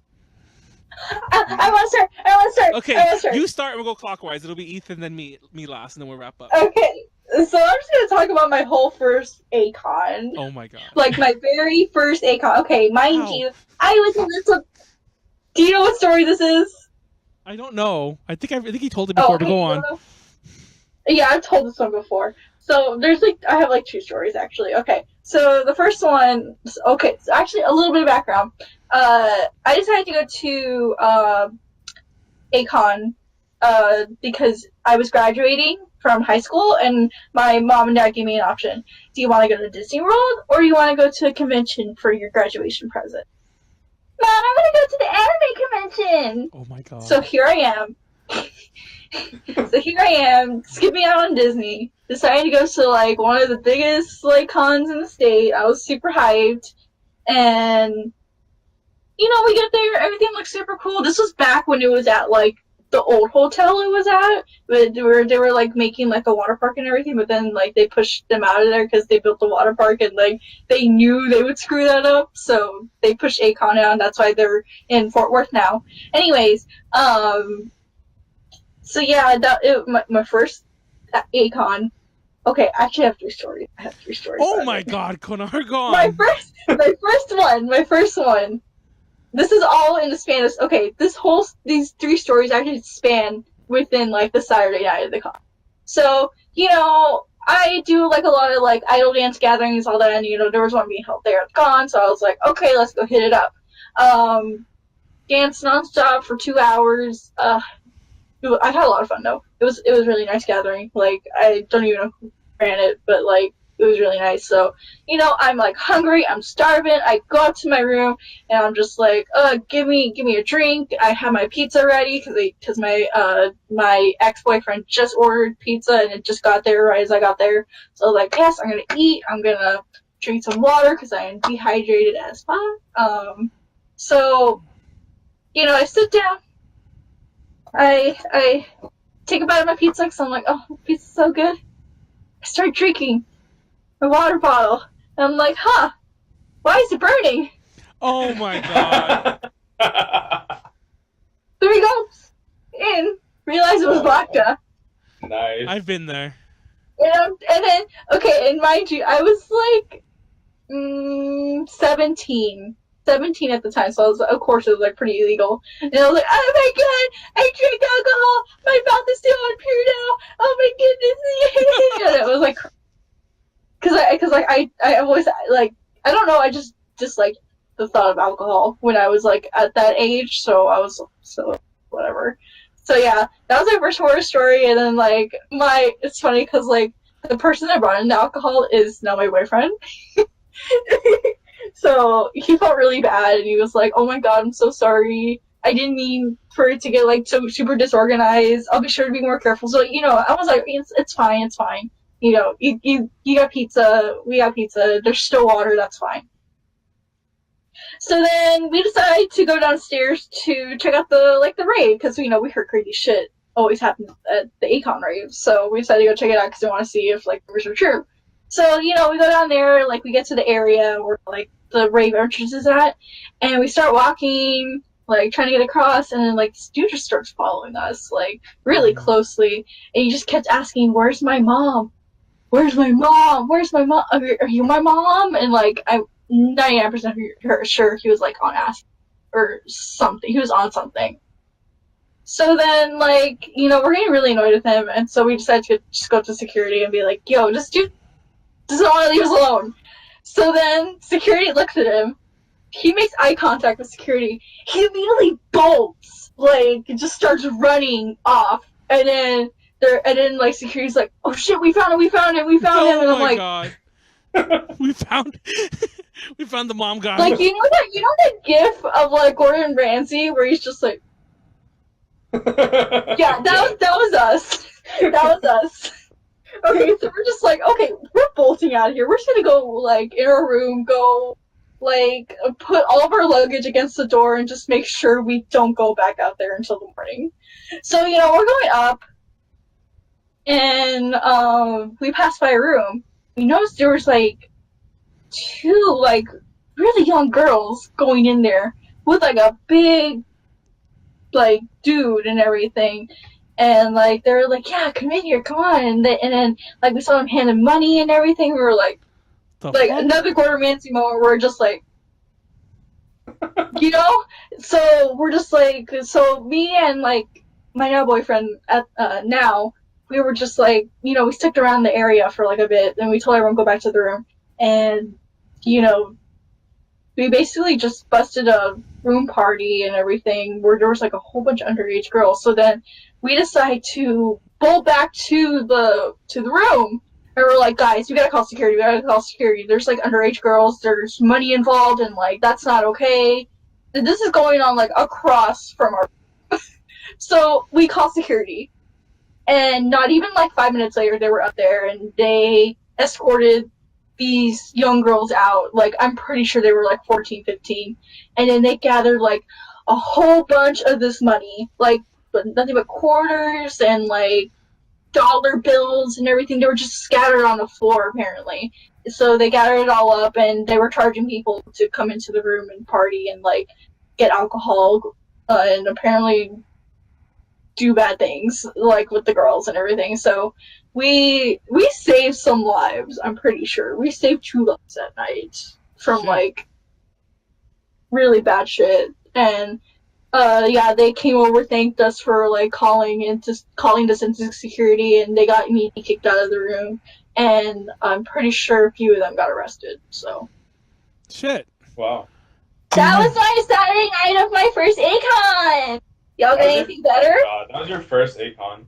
That was my first ACON, but I still kept going to ACON because I was like, you know what? I still had fun. What's your horror story, Ethan? It's really just on the con side, and just so happens to be at Anime Matsuri. I don't know if you remember a couple years back, they brought a professional Street Fighter player over, and so they were doing like the charity matches against him. Like you paid money, you won, whatever. You got like a copy of the game, because it had just came out at that point.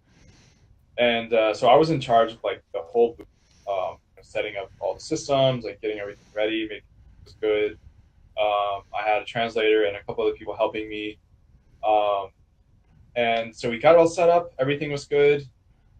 And then we didn't have power for a day and a half. The fuck? Yeah. So we had like 5 or 6 PS4 systems and like just like big TVs and all that, and nothing. Just in the room or what? Yes. No. So this was in the exhibit hall. Oh. So this was a giant booth exhibit hall where we had like people could come and play Street Fighter, and it was just such a disaster. Like that's part of the reason why I don't like large convention centers, because of the unions, and also like it was just one thing after another. It was like, well, we need power. Okay, well, who do we talk to for that? Okay, well, let's go talk to them, and then like, oh, well, we need money, and then we're like, okay, so we need to talk to the heads. And they're like, oh, well, we already paid them. It just went back and forth and back and forth, and we finally got power on the end of day 2. And then Sunday was like the only day that we had any time what we were trying to do. And that was like one of the first times that they partnered with like one of the children's hospitals, and we ended up making a decent amount of money, but like, holy crap, it was just, I felt so bad for the guests, like for the Street Fighter player, because he was the nicest person ever, just very humble, like just happy to be there. And so we were like, all right, fine, well, we'll just go take him around the convention center, go get food, like go downtown Houston, hang out until the stuff gets fixed. And it was just very, very stressful, and very long days of trying, like, arguing with people. And it was just, like I said, one thing after another. And that's just one thing. But yeah. And I would say most of my issues with convention or horror stories, I guess, are from there. That would make sense. Yeah, I mean, just if anything else, yeah. It's just, yeah. But yeah, I mean, yay, staffing. We do it for free. My horror story is actually from Hentai Con, and to be honest, the only reason I'm really sharing this one out of all the others is because it's not actually, it's one of the worst. But the only reason I'm really sharing it is because I said I would way earlier, and I just remembered right now that I said that, so I'm going to share it now. So, but it is interesting because this is the first time that I can really think of that we really got involved with the creeper. Because usually I don't really. I know it's weird because of course there was a point when I didn't know these people either. But usually I don't really like hang out or party with people I don't know. Same. So usually that curtails most of it right off the bat. But so we had a roommate, and she wasn't there that often, but she would come back and forth here and there. She kind of was like off on her own mostly. Well, to be honest, we were all kind of off on our own. I don't know why I said it like that. We all pretty much were. But anyways, so she showed up, and when she showed up, I was already pretty well into my cups, if you know that term. I was pretty well into my cups, already drinking a bit. And me and Wesley, one of my roommates, we were trying to make absinthe, like we were trying to mix it and everything like that. So we were like all like being microchemists over here in the corner. So I don't really know what's going on. But she walks in, and there's a guy with her, and I'm like, oh, it's her friend or whatever. She brought a friend, like we've all kind of brought friends, so whatever. So anyway, we're still making our absinthe. And flash forward a bit, and he's like, oh my god, this is my song, because I'm playing music. This is my song. Oh, you love the song too? So I'm all talking to him, talking about music. And I'm like, okay. He goes over there, he's talking to Dave, he's talking to everyone else in the room. He's like, oh yeah, this is my girlfriend now, we're dating now or whatever like that, right? So I don't know if you know where this story is going already. So he's all like, I'm gonna invite some friends over, is that cool? And I'm like, did you guys bring in some It was the guy. Oh, they all three came together? I don't know. Anyway, it doesn't matter. My point is, because Wesley's still in the chat, I was really focused on like this whole absinthe thing, and they're like how many guys? How many guys are talking? It's like, like 4 or something like that. I'm like, and nobody else was objecting, and they were bringing alcohol, so I'm like, yeah, that's fine. So these guys come in, like total like, and I'll admit this is kind of where I started getting kind of put off because I'm like, dude, these total like. No offense if you're this kind of person and you're cool, but they were that total like the bro type. No. You know the kind of talking? Oh yeah. The guy. Oh, like the Chad. Yes, that's the way. The Chad. Yes. Chad. So they were like the Chads, and like I was just like I was a little put off, but like let's not judge people right off the bat. And they brought alcohol, and I was already pretty gone. The absinthe was floating around by this point, so I'm drinking some of their alcohol, and things are getting a little weird still too. And then some of the girls leave because they're all like, "Oh, well, Dave took off right away," which that's kind of important in a second. We took off like right away, and then some of the girls leave to go to like the bondage panel, and then I don't even know what happens. Suddenly, all the guys except for the one who was there originally disappear, and then he's all like, "Oh, I'm gonna go join my friends," and I'm like, "Okay, whatever, it's like, go join your friends." And he was trying to get our roommate, the one he came in with, to go with him, and she didn't. She's like, "No, I'm gonna stay here. I'm gonna stay here," and I'm like, "Okay, whatever." He's like, "Okay, I'm gonna go," and then like. Mind you, I got up just to go to the bathroom, which is by the door, and he kept trying to convince me. He's like, it's like, tell her to come, get her to come. And I'm like, she's my friend. I don't really own her. I can't just be like, get the fuck out of the room, So anyways, so I'm like, yeah, I'll tell her to come. Don't worry. He's like, you will? I'm like, yeah, don't worry. So he leaves, and I'm like, what the fuck's up with that guy? It turns out that he had followed her from like way at the con center, through the hotel, into the elevator, up the elevator, through the halls, and into our room.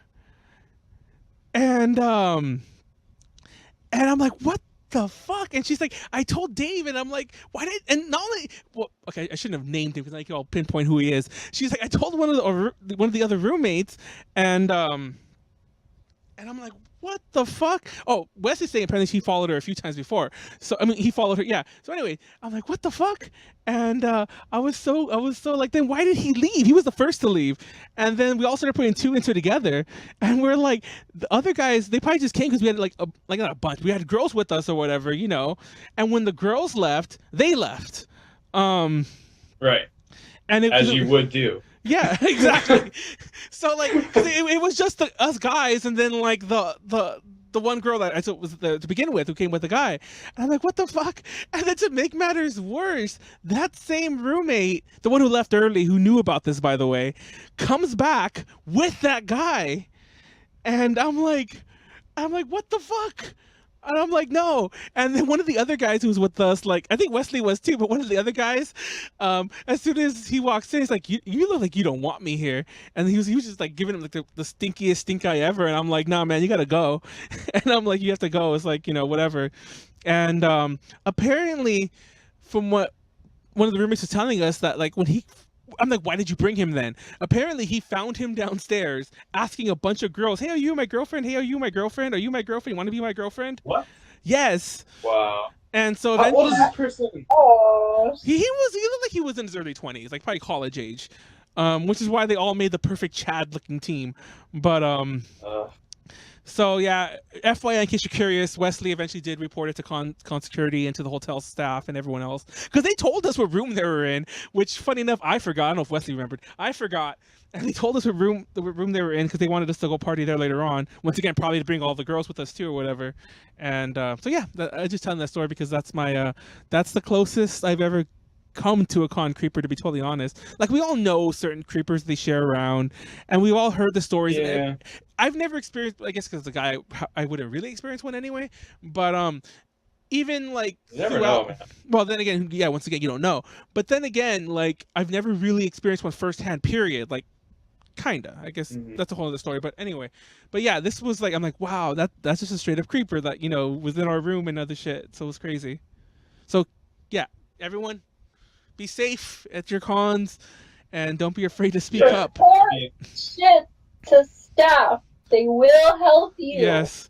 Like I said, like, I wish I knew, and I wish I caught on a bit sooner, because I was. But then again, like I said, like, not that it's an excuse, but I was really fucked up. And to be fair, if I didn't really realize how things were going when they first got in there, because I was like so obsessed with like this little chemistry set going on. Not really, but the absinthe. I was like, I wasn't the one who answered the door. I wasn't even paying attention. But yeah. Anyway, that's just insane. Anyway. Nice one. There was a bald Chad, skinhead looking Chad, that looked weird and creepy. Yeah, that's actually the best way to put it. That's like, because those are the vibes I got from them too. They were the chattiest Chads you've ever seen. Like, and they were like the perfect mix. Like, I don't want to make light of it because this was kind of a scary situation, and I fear for anyone who got trapped with them the rest of that night. Hopefully somebody caught up with them. Hopefully they just got too drunk and whatever the fuck. But they almost, it was like, almost like a joke, almost like a stereotype. The way they all looked when they were together. It's like these people don't exist, but they do, and they're creepers. So be careful. Yeah, just be careful. Yeah. That's all I gotta say. Be really careful. So that is my one thing about Hentai Con 2. I don't know how safe it was on the ground level. I felt it was, but I don't know. I couldn't get that bad taste in our mouth after that. And then that was also the night we had that really drunk person. So it was just like, it was. Yeah. Oh, that was after I left? Yeah, that was the next day. That was on Saturday. Oh, okay. Oh no, we had a drunk person. We had a drunk person both nights. But no, the Saturday one. The Saturday one was a drunk person like passed out in our room. Oh, okay. Yeah. I mean, overall, like on the con floor, I felt pretty safe. I'm not a small guy, but like, you know, there are definitely times where you kind of get like a weird feeling, right? Yeah. But I mean, there was. You saw those security guards, like yeah. There was a lot of them too. There were. I mean, there was. There were. There was paid security. There was like hotel security. Like there was definitely precautions for that very reason, because stuff did happen. You know, first day with one of the guests, and it luckily was solved very quickly, but just never know. And there's no way that you can screen people for that. It's just something that you have to fix it like as soon as it happens, right? Yeah. Sorry for laughing. Hey. Sorry for laughing about that. But somebody in our chat's like, "I made it. Yes, we're actually wrapping up. Yeah, that was our last." That's okay. I mean, there's some other stuff that we can go over. I think, unless you want to. Let's see what we missed actually. There's the con guest Loco versus JP. Oh, you know, actually, I did want to talk about that actually because. No, it's okay, Kate. It'll be fine. It's fine. It's fine. But yeah, real fast before we leave the Hentai Con again for the second time this podcast. This is my favorite quote from that. I saw her a lot actually. She was one of the paid security. She wasn't like a staffer security. She was at one of the main entrances. She's like, "Y'all filming in there? Y'all nasty." Oh yeah. She was the best. I was like, oh my god. She was. Yeah, some of the security were great. I love that. She sounds like a nice person. She was. I mean, she said it in jest, all in good fun, but it was like, y'all nasty. Just like that too. I was like, yeah, we kind of are. Sorry. Because right by the entrance, there was that like Shibari booth. Yeah. And then dude, there was some other things too that was right the craziest. I mean, mind you, I knew that was gonna happen, but that was the craziest thing. That was the first thing you'd walk into, and you would see a naked person getting tied up, and it was just like, what the fuck? What am I walking into? Yeah. I don't know. And then even the program guide, mind you, she was the only one who did it, but Shibuya Kaho has a topless picture in the program guide, and I was like, yeah. I mean, well, there was some. Convention. What's her name? Stephanie, whatever her name is, the cosplayer girl. But yeah. Yeah, and then it was funny. I was talking to them. They were like, "Yeah, it took us like 4 or 5 printers for somebody to accept and actually print the program guides." Oh, because really, I was thinking that too. I was thinking the exact same thing. Yeah, because they were like, no one wanted to print the titty. No one. No, I was like, nah, we don't do that here. Yeah, we're good people. Yeah, I mean, it makes sense, but also like, why not? You're not hurting anything. But yeah. So I guess we can go on to like the guest part. Yeah, the US. It's funny. I wanted to bring that up earlier because it's a thing. I feel like kind of ties into this. I don't want to bring this up because this is a whole nother can of worms. Because especially when we're talking about anime guests, it ties into the whole sub versus dub thing. Right. Like, so many people. I don't know. Okay, let me actually start off like this because that's going to lead us down a whole different path I don't really want to go down. Do you or do you not go to a con for guests? Now, I'll tell mine real fast because I kind of told it already earlier. I kind of don't because I don't really go to cons unless I'm working them. But I guess I kind of do because if it's a good guest, I want to interview them. So that's my answer. Ethan? Okay. Well, you work them. My answer. So, but yeah. Yeah. So I mean, I mean, it is really nice whenever you see a guest list. Oh, that's awesome! They're gonna be here. I've never met them before. I've never like talked with them or whatever. So, it really just depends. Really just on who it is. Mm-hmm. But most of the time, no. I could care less. Could you? Part of me is like yes, but our part of me is like no, because it also depends on like who I know is going, like in my friend group. Exactly. Mm-hmm. Yeah. So if like because like I don't like technically I go to Fanime and ALA, to work with A to J, but I also go because I don't get to see like my fan from California that often. So I like spending a good weekend with them if I can. Yeah, I mostly go for friends, if anything. If there's a good guest, I mean, I'll try my best to make an effort to go to that con. Because, I mean, I did the same thing with, because I do that a lot with AX. Like, if AX brings, like, a good idol group, because last year they brought AKB48. Mm-hmm. Bitch, I was fucking on that, like, ASAP. I had to be there. Like, that was not, like, no was not an option for me for that. So, of course I had to go to AX. And then, like, my boyfriend really likes Aqua, so, I got him tickets to go see Aqua. And then, it's like majority friends, but if there's a really good guest I really want to see, then I'll make an effort to go do that. Or if I work, that's another option too. It always amazes me how many smaller cons manage to get Japanese guests. The perfect example, when I'm not to bring them up again like a billion times, is Hentai Con. I love how like this really tiny con, relatively speaking, managed to pull in several guests, from Japan. I think some are actually, I think, I don't know if they're all based in Japan, but I think most of them are. So I find that amazing. They brought so many guests over from Japan. Yeah, Garage, Hero, Kaho, and Gemma, right? Yeah. Was it just them three? Yeah, it was just them three, wasn't it? Yeah, I think it was those three.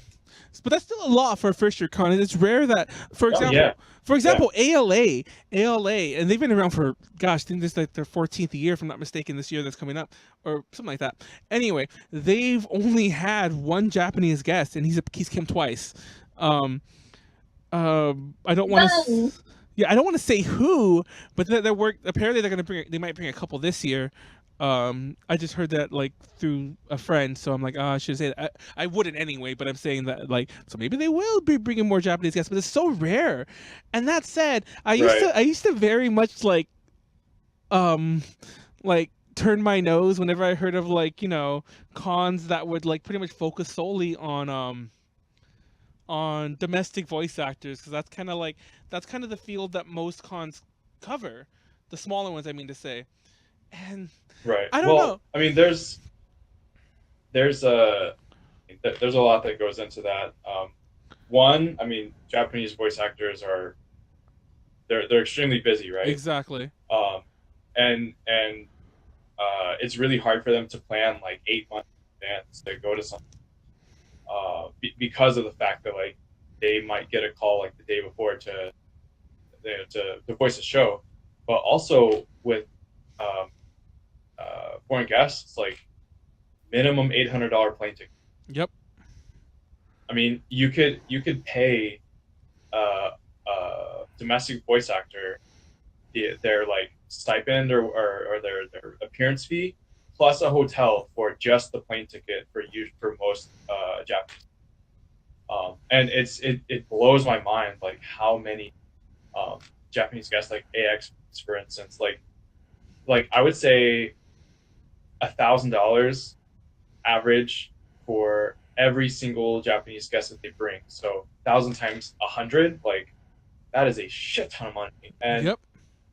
it really just depends on like what is the guest, like are they an artist, are they a voice actor, what is their schedule, are they willing to come over here for like a relationship building thing, because there are some guests that will be like, okay, well I'll come over here 1 year for like networking and things like that. The next year, since we built up a repertoire, then I will request more payment.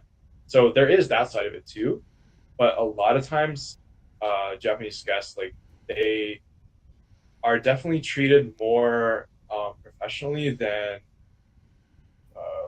guests.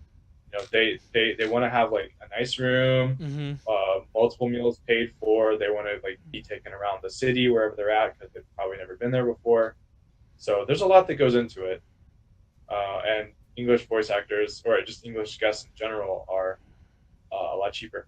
that's really the what only it really reason boils down to. I would feel like it really just comes down to the money. And I don't know if you noticed, like Okashi Con, Haruka Kurubayashi was there. That was a big pull.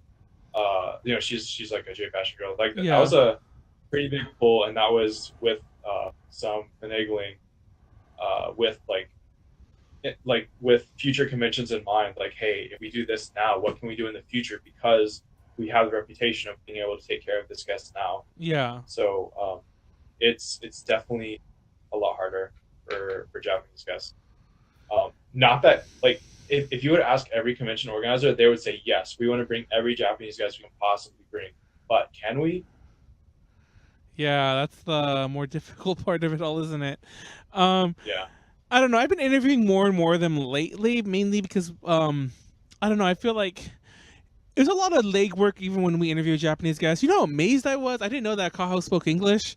So me too. I was like, she's probably spoke better English than I do. Exactly. That's what shocked me too. I was like, because like I asked because I didn't talk to her first. I didn't even hear her speaking. I was asking like the manager people, like, oh, we're here for the interview. It's like, we'll let you finish your line, then we'll do it.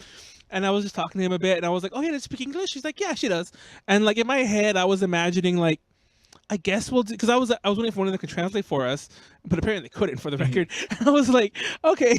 I was like, that's fine. We'll do it in English and we'll just make do. But then when we started talking, I was like, what the hell? It's like it almost seems like she's fluent, honestly. Like, I know, it was crazy. I was like, I didn't want to ask about that because I was a little rude, but I was like, oh my god, you know, that's like the number one rude question.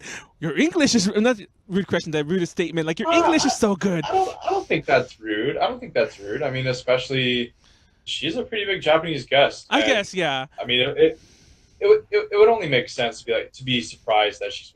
I was so amazed. We want to do. Oh, I should. Damn it! Never mind. I'm not gonna finish that thought. So anyway, anyways, that interview is gonna go up soon. By the way, just plugging that there. But we've been doing a lot more English ones because I'm like, Tiffany's schedule's a little harder to meet up with sometimes. We don't really have as many translators in SoCal, especially SoCal. We don't have as many translators as we used to. And I'm like, it's like now we cannot. I mean, we do still, but it's like it's a hassle to get everyone's schedule lined up. So usually we just like, fuck it. We'll just we'll either meet up with you later or do email stuff and have like our millions of ghost translators out there. Do it in Japan. We've done that a lot. It's like we'll do it in Japan, and then like Heidi will do it or someone like that'll do it. That's always awkward. But yeah, it's also a very different type of guest too. Like, a voice actor, like, it's just gonna be them and maybe their manager or something. Yep. But if you have like an idol group, it's however many girls there are, and they're like hair people, they're legal people. Like, it's all like you don't just hire the girls. You hire like an entire like 30 people. You hire the whole foreign manager. I don't want to. Yeah, pretty much. Yeah. I don't want. This is a slightly off topic, but actually, no, it isn't. So I don't want to name the guest. Because this kind of makes me like a diva. There was a certain guest that they're pretty big. I'm not going to say they're not. They do a lot of big anime openings, and Japanese guests, mind you, they're really big. And we wanted to interview them in Japan because it all lined up, and I knew their manager through like a thing here, not when they came last time, but like from a different guest. I'm like, oh, I know she manages that person too. So I contacted her. I'm like, hey, can we get an interview with so-and-so? And she's all like, yes, but in Japan, she, well, okay, I gave away she. So it's like, so in Japan, she doesn't do interviews on days she has appearances or concerts. She only does it on these days. Like, she named some days that we could do in our window, and you have to pay for her hair and makeup, which was like several $1,000s. And I was like, what the hell? I'd never heard of that before. Like, and mind you, I've interviewed, like, this isn't just anime content. We've done interviews, like, quote unquote legit interviews in Japan, and I don't want to go too much into like my personal pre-anime A to J BS, but I've interviewed people like, pretty big people in the US as well. And it's charging. Technically, they weren't charging me for interviews, but like charging for interviews like that, it's like, especially in the West, maybe it's different in Japan. But charging for interviews in any way like that, it's considered very like I can't think of the word, unprofessional. You're not supposed to charge or pay for interviews. Well, but I don't know. I guess it does make sense because, especially over there, like they are representing their brand, and their brand is to be perfect, right? Yeah. So it makes sense in a way, but also it's like, holy crap, I gotta pay $3,000 No, to get exactly. an I interview. was so surprised. I was like, that's like our Yeah. budget for here. What the hell? But so fun fact, I was Yeah. like, I found out that they're coming to a certain event, like, you know, here in like California. So I just caught them here, and I was not charged $3,000. So, and also, I thought that was, I don't want to call it hypocritical. I really don't. But it's a little odd. I'll say that it's a little odd that they're okay doing interviews with performances outside of Japan, but when they're in Japan, they have all these strict rules about like, not on these days, not on these days. You know, only on their off days. It's probably their management. Honestly, Yeah. it's probably their management, all the details, and just. I mean, you know, there's so many little details just in Japanese business in general that are completely different from what we are used to. So. Yeah, just on top of that, it's just, I don't know. I think it just comes down to a cultural difference and the legal side of things. I don't know. I had a lot of fun interviewing American voice actors, though. Like I said, like it's so different. It's so chill. A few of them, not so much like I met them and they became my good friends, but there are a few like that too. Some of them are already my friends, or even weirdly enough, I knew some before they became voice actors. So now that they're like guests, that's always fun. Yeah, now that they're That's guests at cons, it's like, hey, you're a guest. Yeah, because then they're so humble. Like, what? You want to talk to me? What? Yeah. It's like there's a certain friend of ours. Actually, I'll just say her because it's like we intend to. And we said it before in the past, and it's not like it's a big secret. And she appeared at our panels. Kaylee, she was actually a guest at Hentai Con. Kaylee Mills. Oh yeah. Yeah, she's a friend of ours. Great. She's a good friend of one of our people named Molly. She's a really good close friend of hers, and she's appeared at our panel. She's been on our panels. We hung out, and like, mind you, she was always a voice actor even when I first met her. But then like, she exploded and she has all these big roles. I was playing that new Valkyria Chronicles game. I didn't even know she was in it. And I was like, I was watching the pre-trailer because we were going to review. I was watching the pre-trailer. I'm like, is that Kaylee? And I look it up and it's Kaylee. I'm like, what the hell? Like, what is she doing in this game? But she's in a ton of other crap. I think she's like in ReZero. She's like one of the main girls from that or something like that. So, so yeah, I was like, what the hell? It's just weird. There's others too. Like one of my friends, I forget her name, I call her my friend. She voiced 2B in Nier Automata, and it was like, oh, Nier, yeah. Yeah, I was like, what the hell? It's like you like once like. Actually, she told the story herself, so I'll just say it. We used to room with her here and there, and she's always not complain, but she'd always like lament that like how she always felt weird going to conventions as a guest, and people would be like, "Who are you again? Who are you?" And then like it's just so weird that she would give us like these kind of like, I don't want to say they're sad. She wasn't like feeling bad for herself. She was just like determined to like shake that off. And it's just like, it's so weird to talk to someone who was like lamenting the fact that, you know, she has to go through that then. And now she's like, she was doing conventions like outside of the US and traveling and shit like that, you know, being invited and like, yeah, it's like, what the hell? It's like, I don't know. I feel like, you know, asking who are you? What do you do? I mean, I feel like that's pretty normal. Like, there are so many voice actors that I meet. I'm like, oh wow, you were in this? Like, I have no idea. But that's also because I don't really follow it that closely. I just watch the shows and enjoy them. Yeah. I don't really, you know, dig deep into them and really like research and all that. But I feel like you're saying, it's just kind of a hump that they have to get over. And once they do, it doesn't really matter anymore. Mm-hmm. No, yeah. And there's so many American, like Western voice actors, I should say, that when we interview them, because you know it's because of space. But you know how when you read a program guide or whatever the heck, and it talks about the guests and it names all these shows, I'm like, these are huge shows, but I never watch them, so I don't really know who they are. I'm gonna interview them anyway because you know they're really popular and it would be good for the site. it'd be cool for us to meet them, whatever. So we interview them. We start talking about the roles they've done, and they mention roles that aren't on the program guide. But I'm like, oh my god, you're so and so. It's like I love that thing. It's like I love that game. I love that show. I love that thing that's not on the guide. Well, of course, it's the only. Yeah, I mean, of course, it's the only thing that's not on the program guide that you're exactly. That's about. always like, that's happened. I think every single one. That happens all the time. Yeah, that happened with every single interview I've done in that kind of way. But anyway, I don't know. I think we'll wrap it up for real now because now. Oh wow, that's a lot later than I thought it was. I thought it said 9:08. Right. I thought it said 9:08. I really did. Oh well, for you, it's like. It's almost midnight.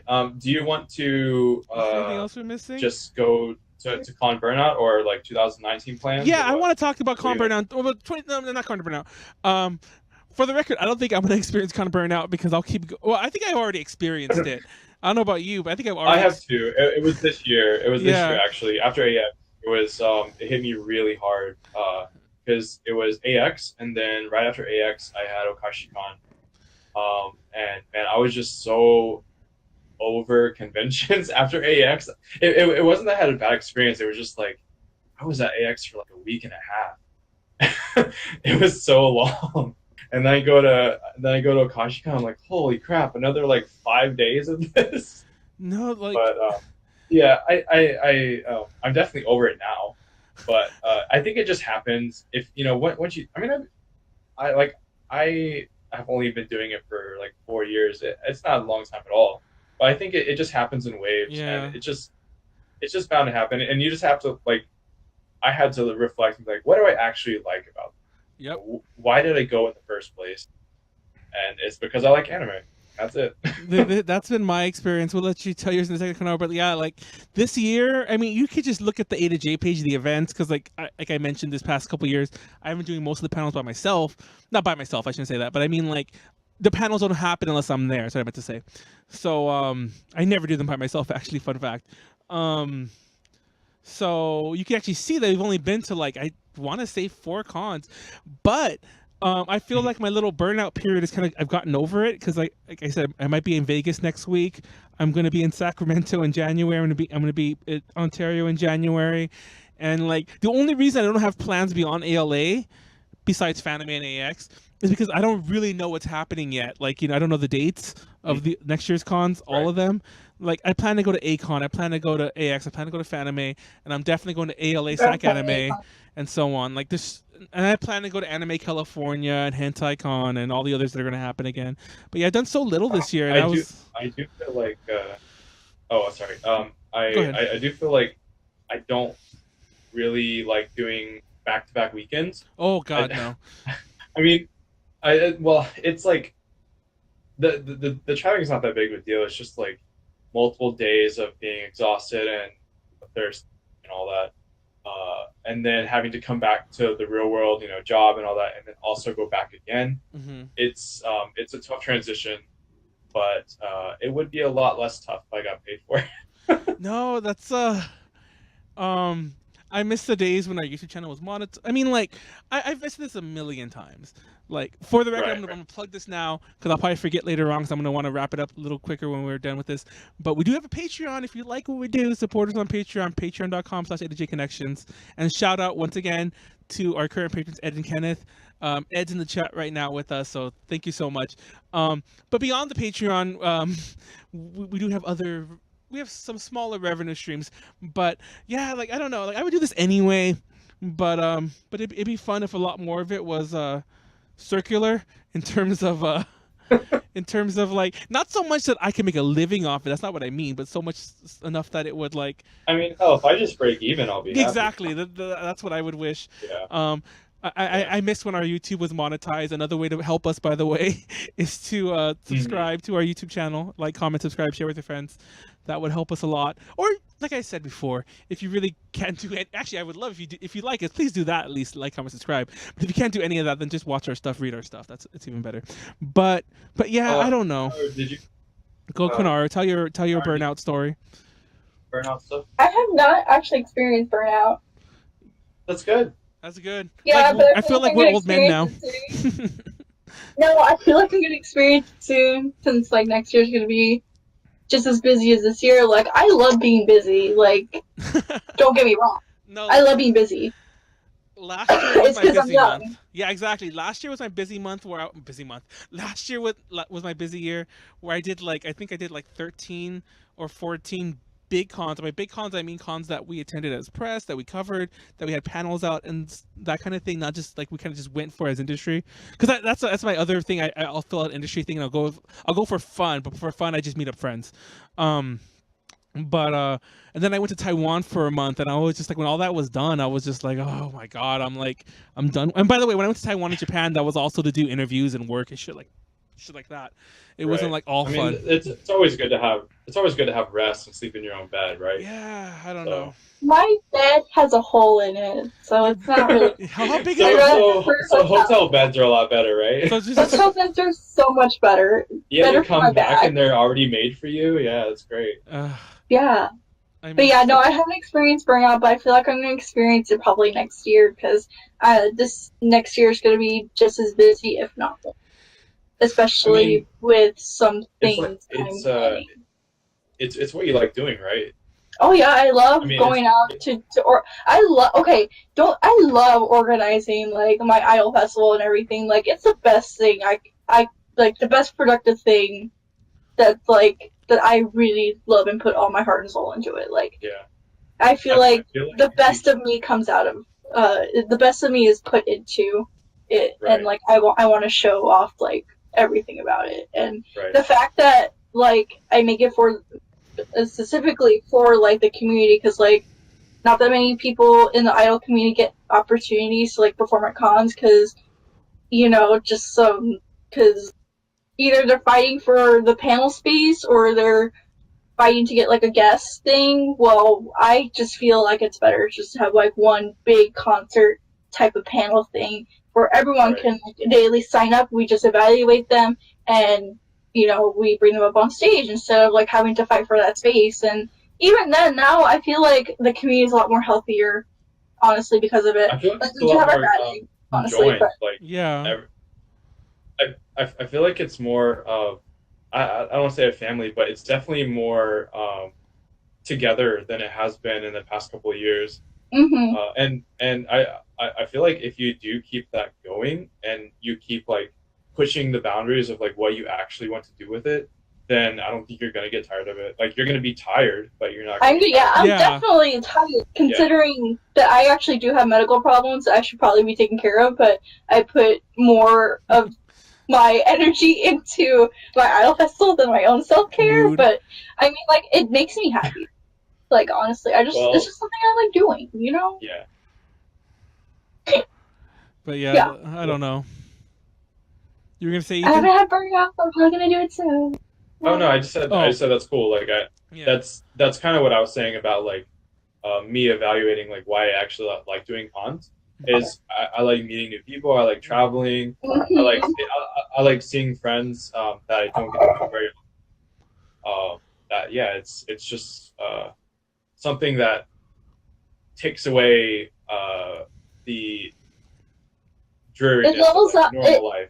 Yeah, it honestly, like, despite all, like, the shit I probably have to go through, like, it just, like, levels out in the end, or even, like, levels it up more, like, I just forget about all the bad shit, like, oh shit, like, when we miscounted badges, and we had to come up with badges, and, like, we eventually figured it out, but it's, like, the rest of the weekend was so fantastic for me, and, like, it's just then those you look back at it, and you're like, well, what did we go through? What sort of things do we have to come up with to make it work?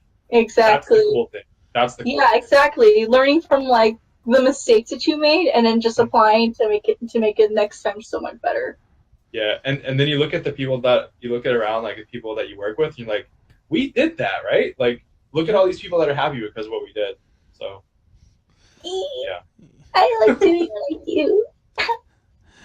So that's our podcast. Let's go over some little closing things. Did we say 2019 plans? Oh, did you say? Oh. I tied mine in there. Did you not tie yours in there? Sorry, I didn't tie mine in. Oh, go ahead and tie yours in. Sorry, go. Like I said, you go first, Konaru. Yeah, I tied mine in. I'm still 50-50 on ALA. Definitely going to Fanime. You better go to definitely ALA. doing. I really hope so too. We have the room, but it depends on certain factors. Anyways, Fanime is a go. Acon's a go. San Japan is a go. Ikicon, Anime CTX, probably AWA. Yeah, definitely AWA actually. It's on Halloween next year, though. Yeah, exactly. It's the best. That's a terrible time. No, it's not. I've always wanted to do a con during Halloween. Huh? Komori-con's on Halloween. Is it? Yeah. It's on Halloween weekend. Komori-con? Oh, and Tekko. I'm doing Tekko. Tekko, yeah. And it is, isn't it?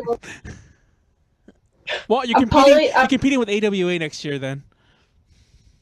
They're far away. It's fine. Yeah. Yeah, they're kind of far away, or it's not going to affect each other. So I don't see that like.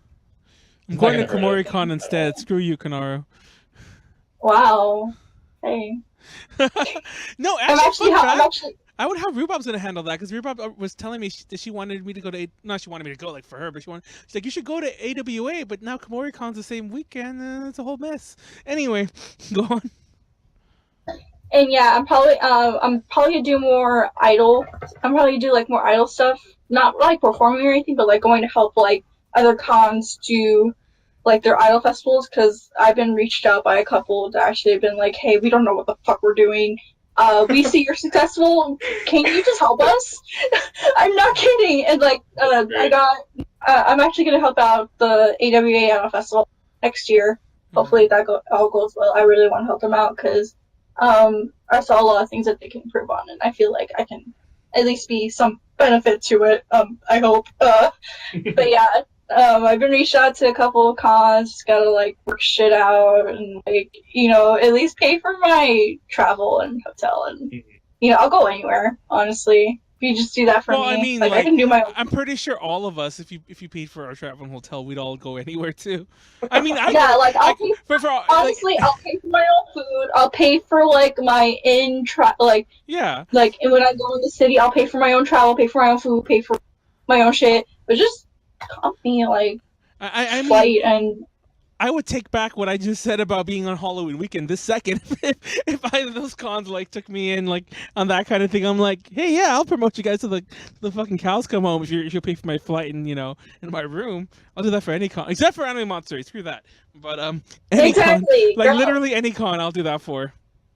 But yeah, that's all I had planned so far. Yeah, like I said, most of mine are. Because I want to do all the SoCal ones, I just don't know the dates, and all the out-of-state ones. It's kind of really on a case-by-case basis, because especially if we're paying our own ways, which we usually are.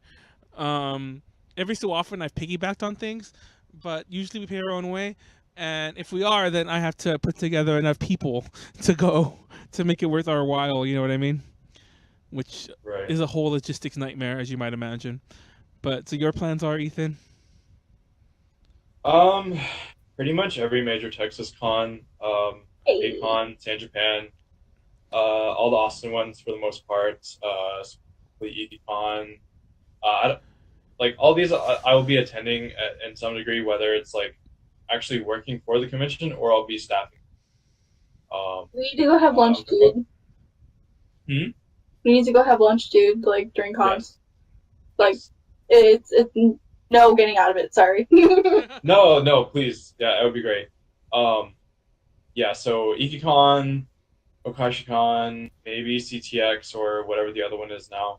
For sure, A-Con San Japan, AX. I'm probably going to get roped into doing Komori-Con again. I want to do more out-of-state things. Maybe like, according to Rhubarb, I need Tekko.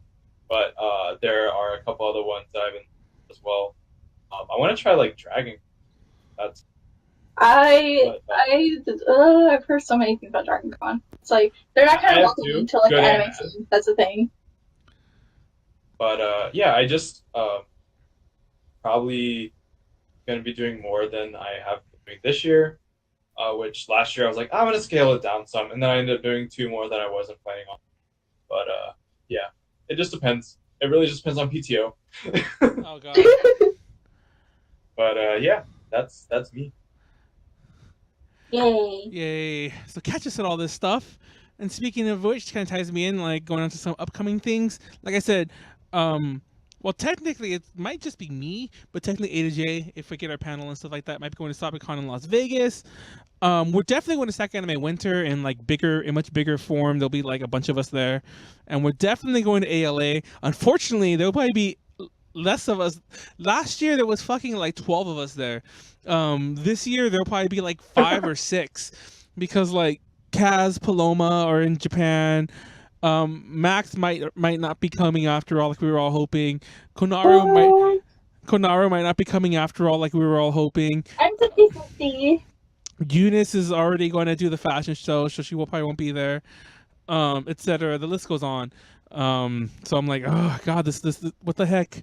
And there's people I'm forgetting already. So I can't remember anymore. So yeah, but we have like Molly will be there, I'll be there, Tiffany will be there, Angie will be there. I can't remember who else off the top of my head, but us will be there. That's enough, right?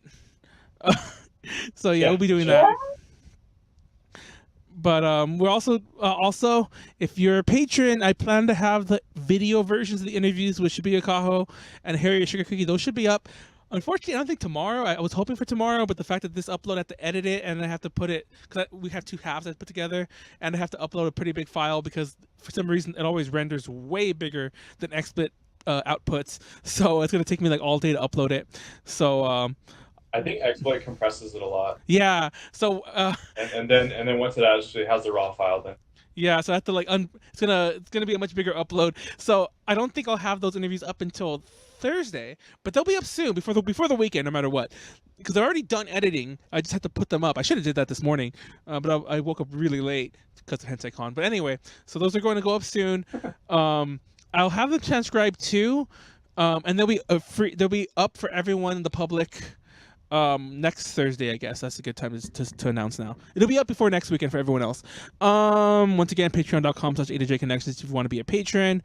We have a lot of video content coming soon. I guess it's all delayed because I was gone, and like all the Halloween shit, like our live creepypasta. I recorded a lot of videos. I think I will put up our a Q&A, which I kind of salvaged some audio from. I really didn't, but I might put it up anyway. We have an interview with Max that Martha did that should be going up soon. I have the the Let's Play of the A to J version of Death Row to Canada that I still want to put up, all that good stuff. And anyway, next week, Konaru will be gone for the next 2 weeks. Tiffany will be replacing her for the next 2 weeks. Where are you going, Konaru? To Japan. Where are you going? I'm going to Japan for Aqua Force Live. Isn't that crazy? And she's so casual about it. Like, I don't know. When I was this close to Japan, I was like telling everyone I wouldn't shut up about it. But she like it probably wouldn't have got mentioned at all if I didn't bring it up right now. If it was like AKB, like Senbatsu or like Janken or like a big AKB event, I would not shut up about it. But it's just like, I mean, I don't really like Love Live as much, but like I'm not passionate. I like it, but I'm not passionate about it as much. So I'm just like, yeah, First Live, get to see how cool like do things in Tokyo Dome. How many times have you been? This is gonna be my second time. I went I went on my first trip in December last year through January of this year. Ed said have a good time. I have never been. I would like to go. Wait, you never been to Japan? Nope, never. Oh my god. That's just surprising in our I want to try next year or like the year after. Yeah. I'll just but I go for Idol Live. Speaking of which, I might be going to Hawaii. Oh, that's cool. DreamCon. Yeah. Yes. Yeah. I've always wanted to go to that one too. We had somebody based in Hawaii who went to all of our Hawaii cons for a while there, and then but that he didn't. Well, he moved to Japan. Go figure.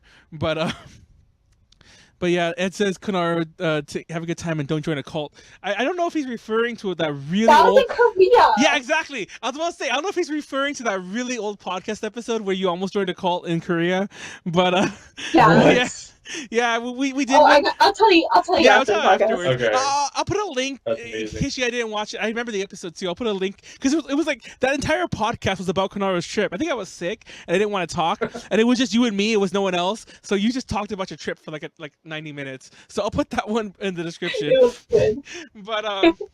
But no. So The anyway, most dead of everything. so Tiffany's taking over for 2 weeks. I originally wanted Max, not so much because I wanted Max over Tiffany, but It's because he did. no, this is a really petty fact. This is a really petty fact.